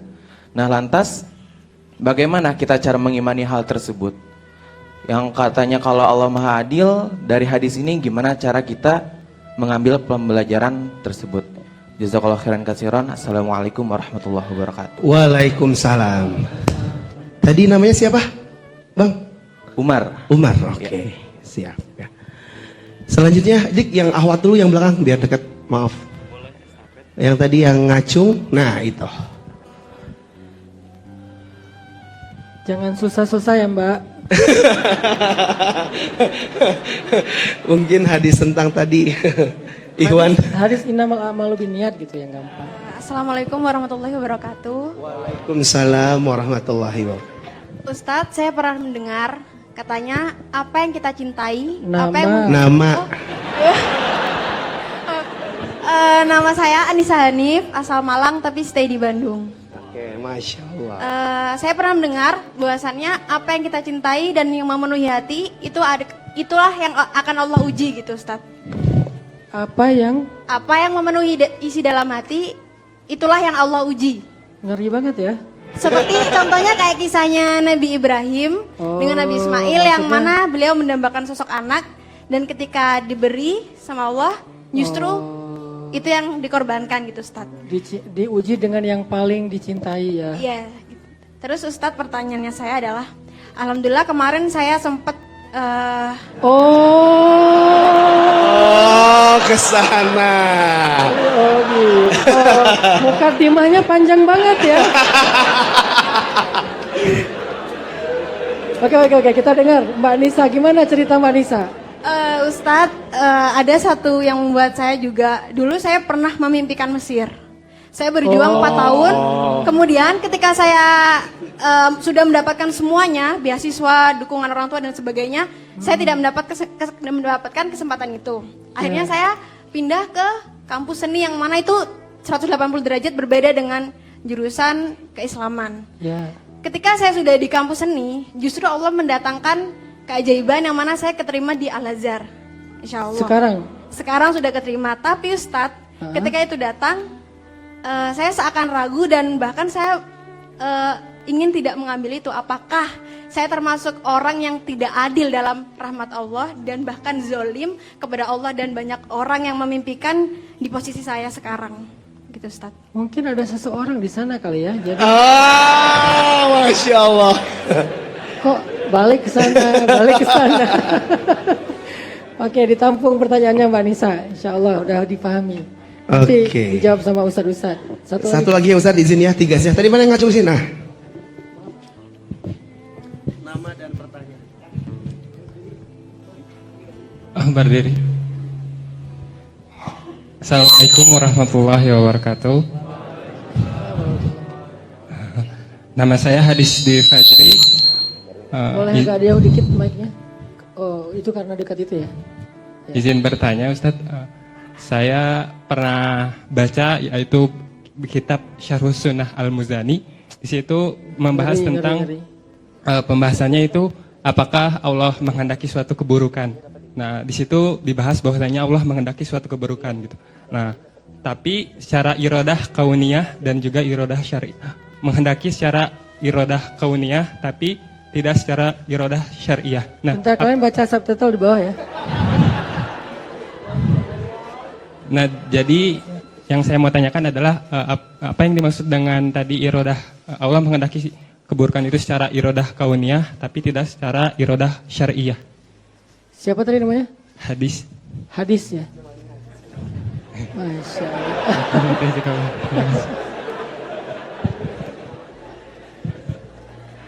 Baik, Masya Allah, silahkan Gurunda. luar biasa ya. Pertanyaannya berat-berat, berhubung berat, saya serahkan. Pertanyaan pertama dari Kang Umar. Nah, ini tentang hadis. Katanya ada orang yang sabakot mendahului dia sebuah ketentuan Allah sehingga dia yang tadinya mau masuk surga jadi masuk neraka, bla bla bla bla bla. Silakan Ustadz Abu Huzaifah karena ini hadis.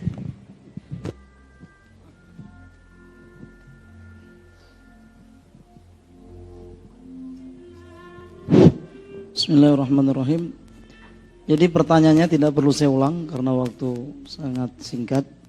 Bagaimana cara kita memahami katakanlah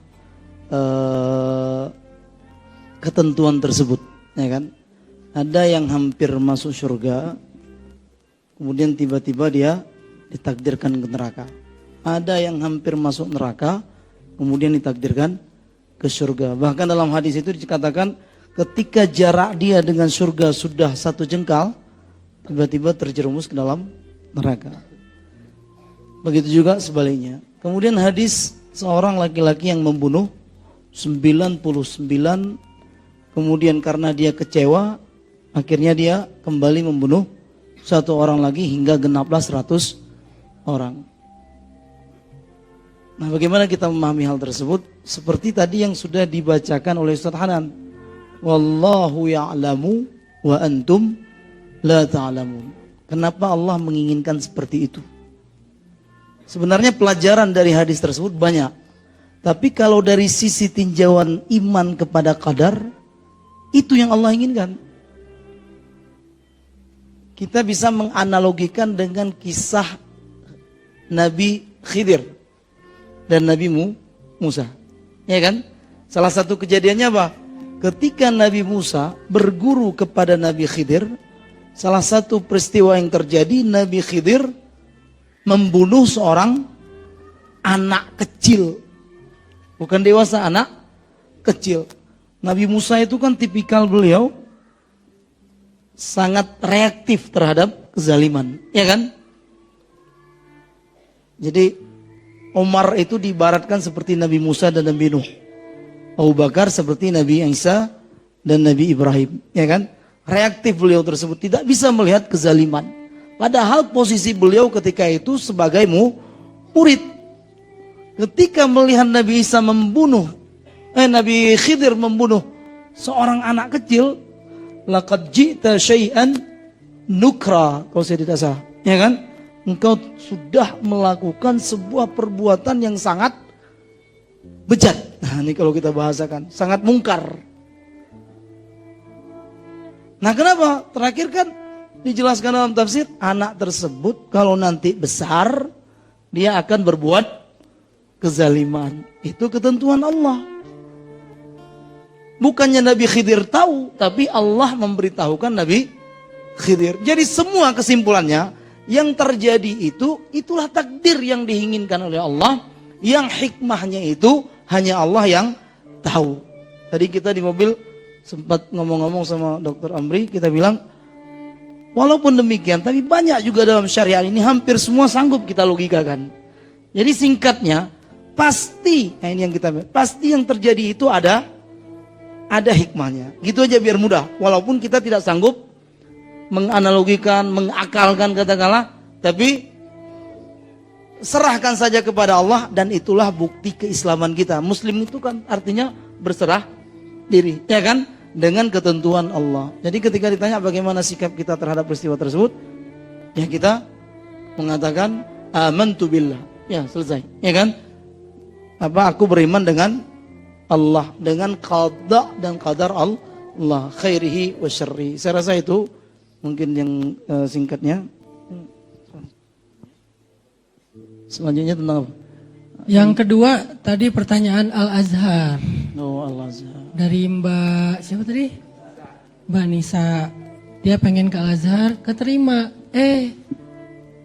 Ada satu masalah, akhirnya tadinya beliau mau ngambil jurusan agama, ya tiba-tiba masuk ke kampus yang katanya 180 derajat berbeda, berarti jurusan anti agama.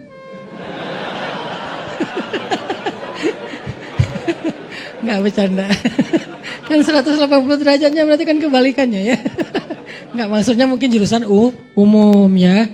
Terus keterima lagi. Galau. Saya tahu kenapa galau. Biar berangkatnya bareng. Jangan berangkat sendiri. Itu jawaban tanpa ilmu. Kita dengarkan jawaban dengan ilmu dari Ustadz Dr. Amri Fatmi. Silakan Ustadz. Dia yang galau, aku pula yang jawab. Baik Manisa, ya. Baik, tadi saya tambahkan sedikit dari apa yang disampaikan oleh Ustadz Abu Hudzaifah. Bagus sekali beliau sampaikan tentang hadis nomor 4 dari Arba'in Nawawi ya. Yang lebih kurang makna secara umum hadis itu secara singkat adalah Nabi bersumpah bahwa salah seorang di antara kalian dia berbuat dengan amalan ahli syurga, maka didahului oleh takdir atau kitab Allah. Dia berbuat fa'amila amalan ahli nar, dia berbuat dengan amalan ahli neraka, akhirnya dia mati masuk neraka. Begitu juga salah seorang di antara kalian dia berbuat dengan amalan ahli neraka, kemudian sudah mendahului takdir Allah, lalu dia berbuat dengan amalan ahli syurga, mati masuk syurga. Gimana itu Ustaz? Ya. Nah baik, jadi Ustaz Abu Hudzaifah sudah jelaskan, itu ada hikmahnya, takdirnya kita imani seperti itu ya. Itu adalah memang mauqif kita, sikap kita terhadap itu dari awal. Lalu mungkin kalau kita ingin ambil hikmahnya dari sini, dari hadis ini, ada syarahan para ulama di bidang akidah yang menjelaskan masalah hadis ini. Di situ seorang yang melakukan amalan ahli neraka dari sejak awal, mungkin masa hidupnya panjang, lalu kemudian dia berbuat amalan ahli syurga, lalu akhirnya mati masuk syurga. Ada ulama yang mengatakan bahwa, dalam ulama akidah mengatakan bahwa tuh yang nampak sama kita bahwa selama ini dia berbuat amalan ahli neraka. Maka ketika di akhir hayatnya baru nampak sama kita kalau dia berbuat ternyata aman ahli syurga. Selama ini nggak nampak. Maka akhirnya meninggallah dia sebagaimana dia selama ini telah berjuang. Allah nampakkan dengan takdirnya meninggal masuk syurga. Begitu juga orang yang berbuat dengan amalan ahli syurga yang nampak selama ini dalam hidupnya. Ternyata yang nampak sama kita begitu, aslinya bukan begitu. Dia berbuat amalan ahli neraka. Di akhir hidupnya baru nampak semuanya. Allah tampakkan semuanya. Berbalik pikiran kita dan terang benderang sama kita. Oh, ternyata selama ini bukan begitu. Berbuat dia amalan ahli neraka, masuk dia ke dalam neraka. Karena memang selama ini aslinya begitu. Ada ulama yang menjelaskan seperti itu, ya. Jadi di antara hikmahnya juga bahwa kalau kita ingin berbuat sesuatu, Allah tidak akan zalim sama kita. Apa yang sedari awal kita istiqomah terhadap itu, maka insya Allah sampai akhir dia akan seperti itu. Jangan gara-gara hadis ini lalu kita ragu-ragu. Kalau begitu ya udahlah, sekehendak Tuhan, dari artian bahwa ya kalau mau mati dalam ini takdir begini kita akan juga begitu kok. Nggak usah diusahakan sekarang. Enggak begitu. Justru hadis ini menunjukkan pada kita betapa bahwa akhirnya nanti asli itu akan nampak. Maka hati-hatilah. Nah begitu ya. Selanjutnya masalah udah ada kesempatan pergi ke Al-Azhar nih ya. Galau untuk ngambil. Kalau nggak ngambil merasa nggak adil mungkin ya. Orang lain nunggu-nunggu masa dia nggak ambil. Ya begitu ya. Nah baik. Kalau dia ambil, ini hak dia untuk mengambil itu. Hak itu boleh diambil, boleh tidak diambil. Kembali kepada pertimbangan apa yang terbaik bagi kita saat ini. Bagi dirimu saat ini apa yang terbaik bagi dirimu. Maka pertimbangan ini nantinya akan yang kamu siap ambil konsekuensinya. Kalau seandainya memang yang ditunggu-tunggu telah datang dan ini yang terbaik menurutmu, siap untuk pergi ke luar negeri jauh dari orang tua selama 5 tahun, 4 tahun misalkan, dan siap dengan kondisi di sana, maka ambil itu dengan konsekuensi, insya Allah berdoa kepada Allah dan bertawakal kepada Allah. Fa idza azamta fatawakkal 'ala Allah. Tapi melihat kondisi ini, musyawarah dengan keluarga, musyawarah dengan si dia juga, ya. Misalkan, ya, bahwa enggaklah ke Mesir, cukup sudah di sini aja, merasa sudah ada prospek terbaik di sini yang nampak ke depan, musyawarah dengan guru-guru juga, udah siap ambil konsekuensinya, maka ambillah itu yang terbaik bagi dirimu. Itu silakan dipertimbangkan. Ini hakmu, tidak menzalimi orang lain kok. Ya, kalau engkau ambil hak dirimu, enggak menzalimi orang lain. Nah, begitu. Mungkin Ustaz Hanan bisa menambahkan yang model-model seperti ini, insya Allah nanti. Saya berarti spesialis galau. Jawabannya buka aja surat Al-Baqarah 216, ada di sisi sebelah kiri atas.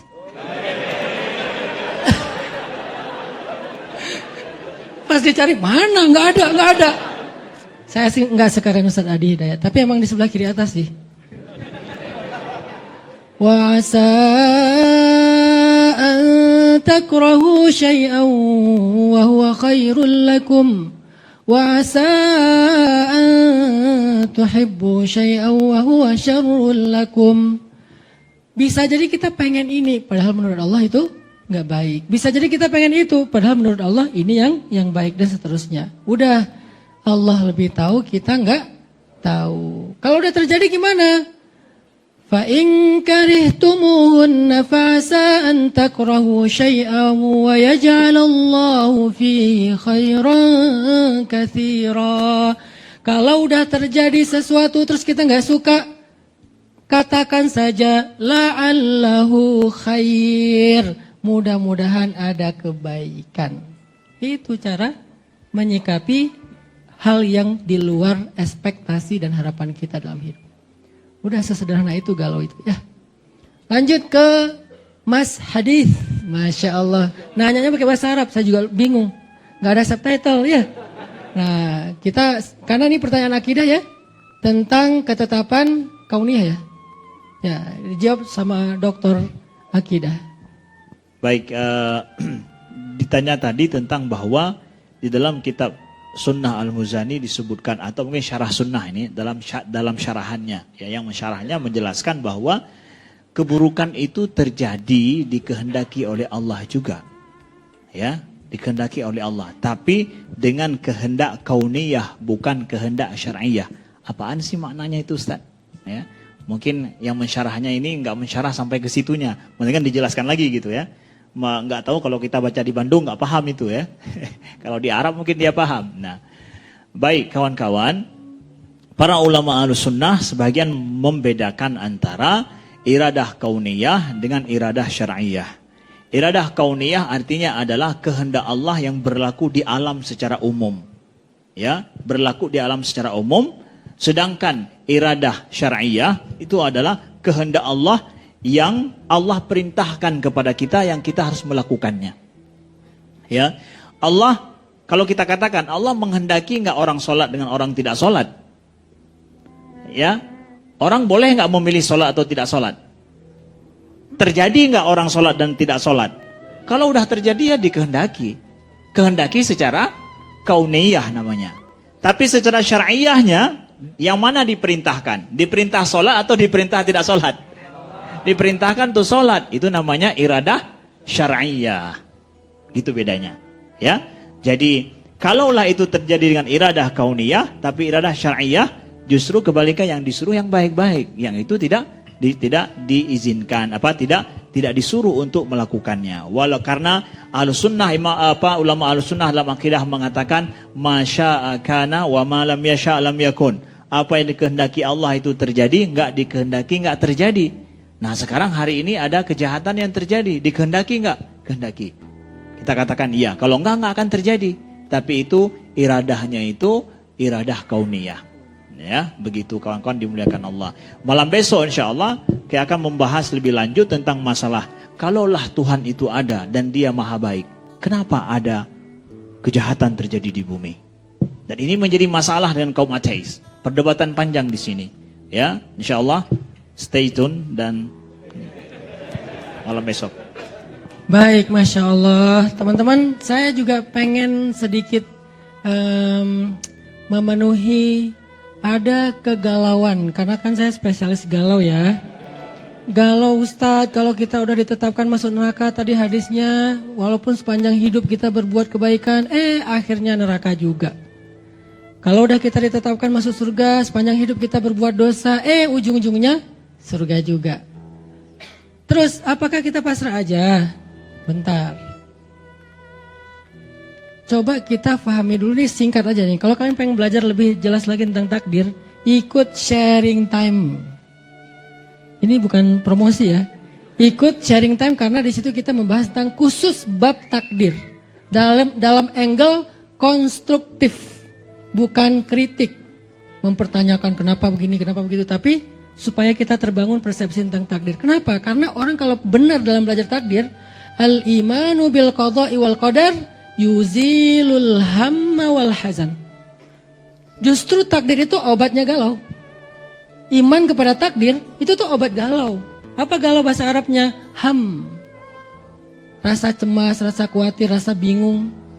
Justru obatnya apa? Iman kepada takdir. Tapi kenapa saya kalau bahas bab takdir makin galau? Berarti nggak konstruktif belajar takdirnya. Nggak ngerti apa maksud dari iman kepada qada dan qadar. Singkat aja ya. Kata Syekh Asy-Syahid Ramadan Bulti. Ini definisi qada dan qadar dulu biar nggak salah paham. Kata beliau, al-qada ilmullah fil azal bi kulli ma sayajri fil kaun. Qada itu adalah ilmu Allah yang terdahulu, yang udah lama banget, ilmu di sisi Allah SWT, yang terjadi, apa yang terjadi di alam semesta. Jadi qada itu ilmullah. Terus qadar itu wuqu'ul asya muwafiqatun li'ilmillah.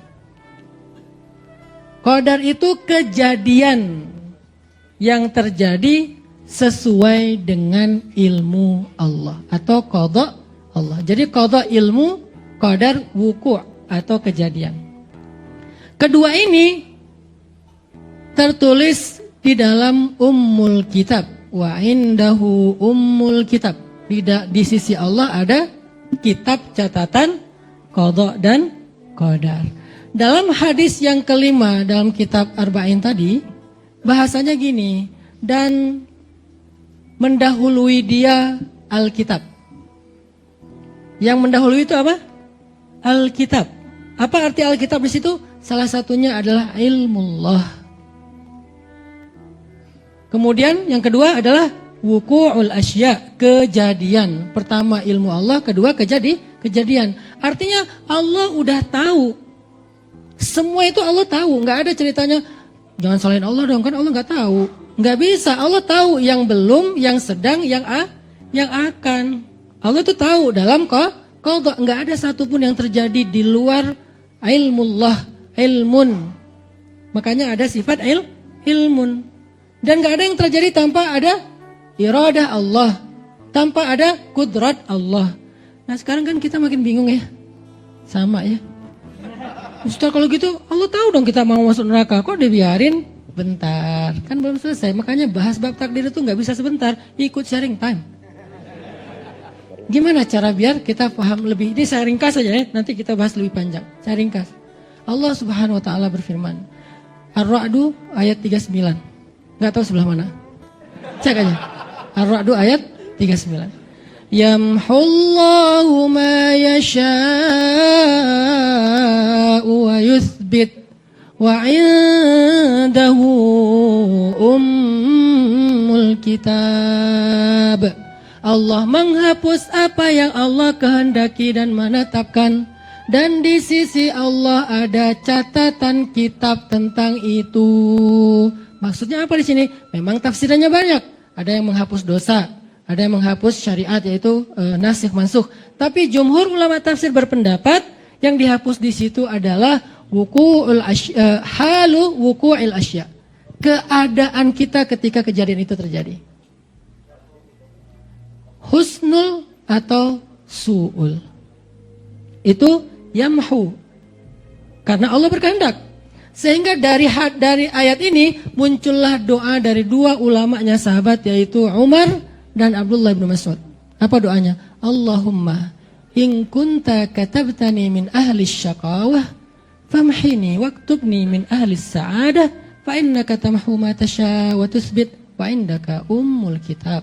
Ya Allah, jika engkau mencatat ya kitab ya, termasuk orang ahli yang celaka, sengsara dan segala macam, hapuslah ya Allah, catatlah aku termasuk orang yang bahagia, beruntung, surga segala macam. Sesungguhnya engkau menghapus apa yang engkau kehendaki dan menetapkan, dan di sisimulah ummul kitab. Tapi semua yang dicatat, dihapus, ditetapkan itu ada di dalam qada'illah, ilmu Allah, iradah Allah, kudrah Allah. Maka cara yang paling baik adalah la yaruddul qada illa du'a. Banyakin doa makanya. Makanya Umar tuh kan, memang kamu pikir saya akan kayak gini sampai akhir hayat saya? Kata orang yang sebelahnya, kamu beruntung ya, kamu beruntung. Belum tentu, makanya saya masih minta sama Allah, ya Allah, ya Allah, ya Allah. Jangan kegeeran. Kira-kira surga saya gimana ya? Jangan gitu. Orang mukmin itu di dalam surah Al-Mu'minun, walladzina yu'tuna ma atau wa qulubuhum wajilah. Mereka udah banyak beramal tapi hatinya masih takut. Itu harusnya cara kita melihat takdir dengan roja, husnuzon, dan terus memperbaiki diri.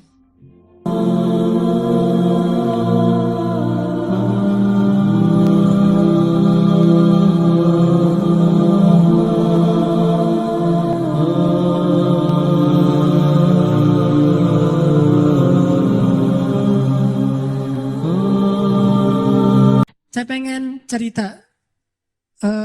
Ini cerita benar-benar saya alamin ya. Mudah-mudahan ini jadi makin bikin kita yakin. Hidup kita itu kan emang kalau kita melibatkan Allah itu jadi mudah ya. Susahnya hidup kita itu karena kita jarang melibatkan Allah. Kecuali udah mentok. Kalau dari awal kita nge-mention Allah dari awal itu apa? Bismillah.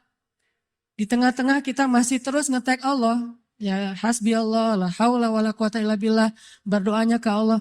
Kalau kita ngelibatin Allah dari awal dalam hidup kita, pertama Allah akan kuatkan hati kita. Kedua Allah akan bereskan urusan kita. Dan itu bukan cuma terjadi kepada Imam Ahmad bin Hambal yang saya pernah cerita. Bukan cuma pernah terjadi kepada Uwais Al-Qarani, tabi'in yang pernah saya cerita. Tapi juga terjadi kepada 3 teman saya. Yang satu anak Batam namanya AG, anak skateboard. Satu lagi anak Jakarta model namanya Agi.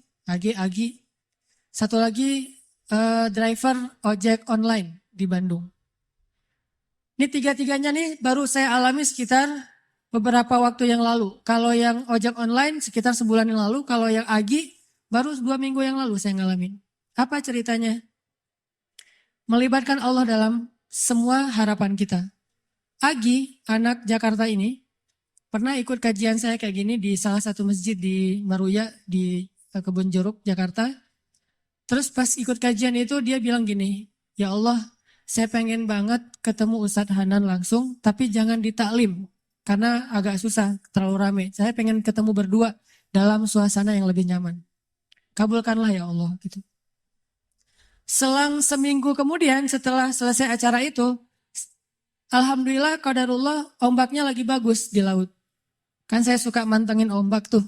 Ada website namanya Surf Forecast kan. Forecast buat surfing. Jadi tahu ombaknya lagi berapa, seberapa baiknya untuk berselancar. Ombaknya lagi bagus nih. Ombaknya 2,5 meter, 2,5 meter. Terus anginnya pas gitu. Pergilah saya ke laut. Daerah Jawa Barat namanya Batu Karas. Spot surfing. Saya pergi ke sana nih. Agi yang tadinya di Jakarta, ternyata memang dia orang Batu Karas, tinggalnya di Jakarta. Jarang banget pulang ke Batu Karas. Nah, seminggu kemudian setelah taklim, dia sakit. Badannya nggak enak. Biasanya kalau cuma panas dingin, dia akan tinggal di kos-kosan. Tapi kali ini kangen pengen pulang kampung. Duh, kenapa ya saya pengen pulang kampung? Kenapa ya? Kayak Imam Ahmad bin Hambal gitu kan. Kenapa ya saya pengen pulang kampung? Akhirnya dia putuskan pulang ke Batu Karas. Dan sampai di Batu Karas, hari pertama dia sampai ke rumah, temannya ngajak ke pantai, kita mandi yuk, kita berenang yuk gitu kata temannya. Yuk, padahal lagi nggak enak badan tuh, diajak berenang dia mau. Berenang kalau orang sana berarti surfing, diajak surfing dia mau. Datang ke pantai, saya lagi duduk di pantai, lagi persiapan nih mau turun ke air, lagi duduk santai gitu pagi-pagi sambil ngopi dulu, sambil nggak jelas ya ngelamun tentang masa lalu. Jadi lagi duduk dulu nih di pantai nih, sambil ditaruh dengan papan biar nggak kena matahari. Udah ke pantai masih takut hitam, padahal udah hitam. Tiba-tiba Agi datang ngeliat dari jauh, nih kayak kenal nih, siapa ya? Kayak pernah lihat, tapi biasanya kan penampilannya beda. Nih udah namanya orang lagi di pantai. Datanglah. Pas udah dekat dia bilang, Ustadz Hanan ya? Saya ngeliat, ya kenapa? Saya jemaah Ustadz Hanan di Meruya, Kebun Jeruk minggu yang lalu. Oh iya, Kebun Jeruk minggu lalu memang ada taklim. Udah kenalan, dia bilang, Ustadz, minggu lalu saya baru berdoa nih. Ya Allah, saya pengen ketemu Ustadz Hanan, langsung bukan di taklim, biar bisa santai banyak ngobrol. Berikanlah saya apa yang saya harapin. Dia istighfar, dia sholawat, dia doa. Nggak sampai bertahun-tahun, cuma selang seminggu, Qadarullah, Allah bikin skenario, ada ombak, saya datang, dia sakit, dia datang, akhirnya ketemu di pantai, ngobrol, jadinya saya seharian cuma ngobrol doang, nggak sempat surfing. Terus aja ngobrol, curhat, dia live IG gitu, aduh, jadi ngobrol sama dia, alhamdulillah dikasih gelang batu sama dia, ini Ustadz hadiah gelang batu untuk Ustadz, alhamdulillah ya udah saya pakai. Intinya adalah coba cuma seminggu doang tuh. Dia minta ke Allah, dia melibatkan Allah, akhirnya Allah kabulkan. Bisa nggak kita dalam waktu seminggu halal dengan cara berdoa ke Allah? Ya Allah, saya lihat dia kemarin di masjid. Masjid apa ini teh? Baitur Rahman. Cuma saya nggak berani menyapa. Saya menyapa dia lewat engkau saja ya Allah. Kalau kita yakin dan tembakan kita itu udah jago tadi, jawid imanak tujawid qira'atak, kata Teh Hanin tadi, kuatkan, jagokan diri kamu dalam yakin ke Allah, makin jawid, makin jawad, makin bagus, maka insya Allah akan kena panahan kita. Ada orang mana tadi nggak kena sama sekali, ada orang yang di jarak yang sama langsung kena. Kenapa? Udah jawid, imannya udah mantep, udah yakin gitu. Dan yakin dalam bahasa mana tadi udah profesional. Nanti insya Allah tiba-tiba entah gimana caranya nggak usah cari tahu. Karena saya juga sama Teh Hanin yang cerita tadi, kita Teh Hanin maksudnya nggak mencari saya, ada saya mah mencari. Teh Hanin nggak mencari, saya sama sekali kita nggak kenal, dia nggak kenal saya. Pas ketemu di tempat kibdah emang ada sedikit trik yang saya lakuin gitu kan, biar bisa namanya ikhtiar gitu kan. Dan dengarkan ceritanya, nah gitu deh pokoknya.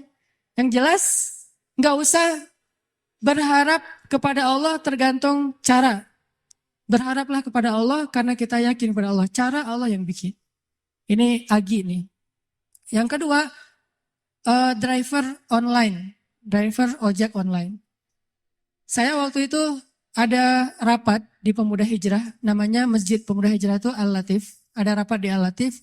Dan saya lagi malas nyetir, akhirnya naik ojek online. Pergilah ke Masjid Al-Latif. Dari pagi, zuhur saya ngimamin di masjid. Cuman pakai baju biasa. Terus asar juga ngimamin. Pas sudah selesai asar, saya mau pulang, saya order lagi nih ojek online. Saya order, ada yang ngambil. Ngambil, saya naik ojek, di tengah jalan dia nanya, Mas, sering sholat di masjid itu? Kata dia. Lumayan, saya bilang. Ya, itu masjid ramai banget ya. Kalau taklim ramai banget tuh, penuh dengan anak muda. Ya, alhamdulillah, saya bilang. Terus dia bilang lagi, ada tuh di situ tuh imam muda, bacanya bagus banget. Orang Aceh. Siapa ya namanya? Saya bilang Muzammil. Oh ya Muzammil. Oh ya. Kenal sama dia? Ya lumayan saya bilang. Dari tadi lumayan aja semuanya. Mas suka ikut talim juga di situ? Kadang-kadang saya bilang. Dia nggak ngeh sama sekali.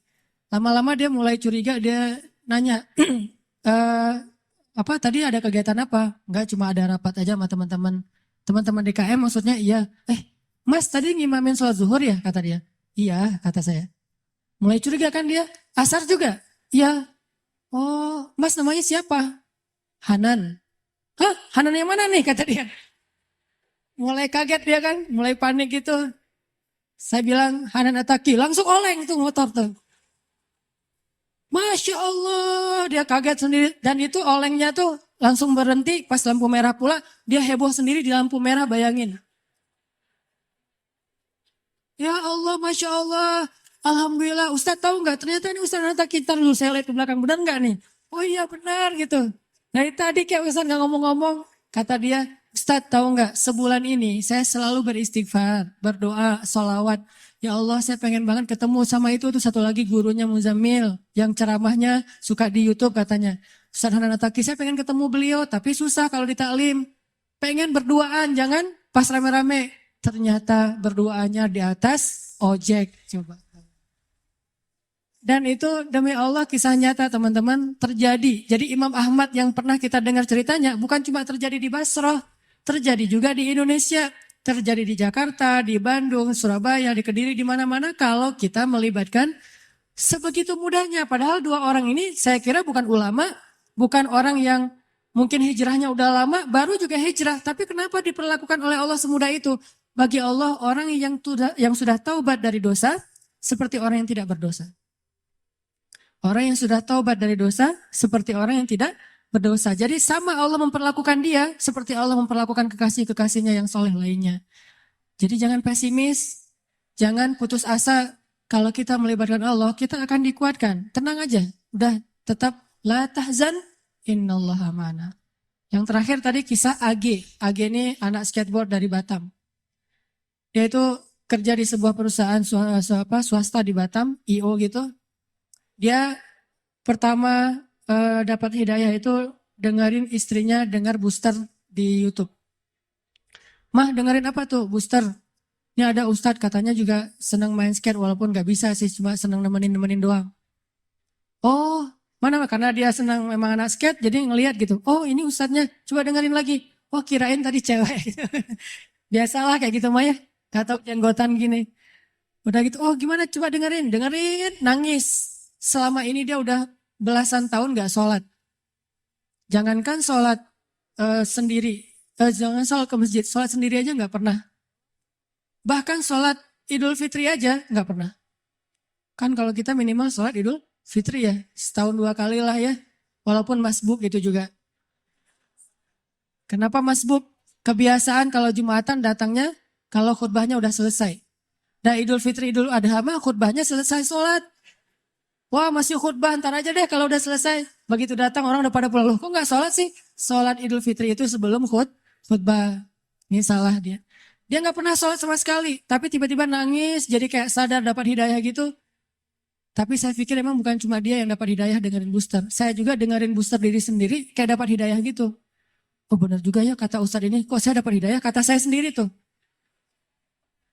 Kan ada ceramah saya misalnya sebutlah Allah itu maha baik, Allah segala macam. Saya pas dengar, ya Ustadz itu benar juga dia ngomonginnya tuh. Akhirnya saya dapat hidayah dari diri sendiri. Dia dapat hidayah. Setelah dia dapat hidayah, diam-diam dia sholat. Dia wudhu, gak mau ketahuan sama keluarganya. Dia tutup pintu, dia sholat di dalam kamar. Jarang-jarang kamarnya dikunci. Pas istrinya mau ngeliat ke dalam rumah, dalam kamar, diketok-ketok kok gak dibukain. Pas udah selesai dia sholat langsung buka-buka pura-pura tadi ketiduran gitu. Dia gak mau ketahuan lagi sholat. Setelah sholat dia berdoa, ya Allah Ustadz itu udah bikin saya sadar. Saya pengen banget ketemu beliau. Beri saya jalan ya Allah. Hari dia berdoa, besoknya dia ketemu dengan atasannya. Dia bilang, Pak boleh saya minta izin. Padahal dia jatah cutinya udah habis tuh. Gak ada dapat jatah cuti lagi. Atasannya nanya, izin kemana? Saya mau ketemu Ustadz saya di Bandung. Ini orangnya, saya dengar booster dari dia, jadi saya sadar. Oh ya udah, kamu cuti sesuka kamu deh, kata atasannya. Dimudahin, butuh uang saku, dikasih uang saku, berangkat dia ke Bandung, dan dia datang ke hari Rabu taklim saya yang rutin di Bandung itu yang di Masjid TSB Trans Studio, ketemu langsung dengan saya dan alhamdulillah Ustadz, mudah banget ya kalau kita menuju ke Allah. Yang susah itu kalau kita menjauh dari Allah. Tapi kalau menuju ke Allah, dipermudah, banyak banget urusan yang dipermudah. Saya malah dapat uang saku, saya malah dapat kayak bonus dari atasan saya. Keluarga saya alhamdulillah sekarang jadi lebih baik setelah saya berhijrah. Dan saya pengen ketemu dengan Ustadz, dimudahin banget. Ini lihat bukti. Bukan karena saya orang soleh, enggak. Kesolehan kita hanya Allah yang tahu. Tapi karena kita yakin sama Allah. Karena kita melibatkan Allah. Terus kenapa galau, kenapa khawatir, kenapa enggak tenang? Kalau kita bisa melibatkan yang maha kuasa dalam segala urusan kita. Jadi itu teman-teman, coba buktiin deh. Kalau teman-teman yang lain di tempat yang tadi saya ceritain udah membuktikan, kita pasti bisa lebih dari itu. Bukan hanya ketemu Ustadz, tapi juga ketemu dengan pasangan kita, menemukan rezeki yang halal untuk kita, apapun kebaikan. Tinggal, ya Allah, saya pengen nikah, beri saya jalan. Udah gitu, lihat keajaiban terjadi dalam hidup kita. Kalau enggak juga, enggak ada sia-sianya berdoa kepada Allah. Makanya saya bilang kalau berdoa tuh jangan yang tanggung, yang mantap sekalian. Ya Allah, kalau mobil ya Allah saya pengen Alphard. Penghasilan kita kecil, tapi pengennya Alphard. Emang sia-sia? Enggak. Kalau enggak dikasih Alphard di dunia, dikasih Alphard di akhirat.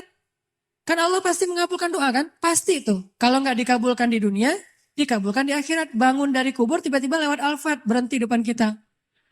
Ini mobil siapa? Ayo kita ke Padang Mahsyar, lewat pakai Alphard gitu. Udah ada drivernya. Mereknya bukan Toyota tapi mereknya Cahaya. Merek baru nih. Belum dijual di Indonesia. mereknya cahaya. Kendaraan cahaya yang lebih nyaman adalah Alphard.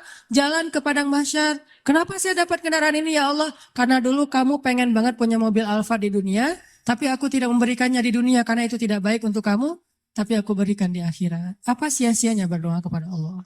Jadi tetap ar-raja ilallah, berharapnya hanya ke Allah, dan itulah obat untuk segala kegalauan.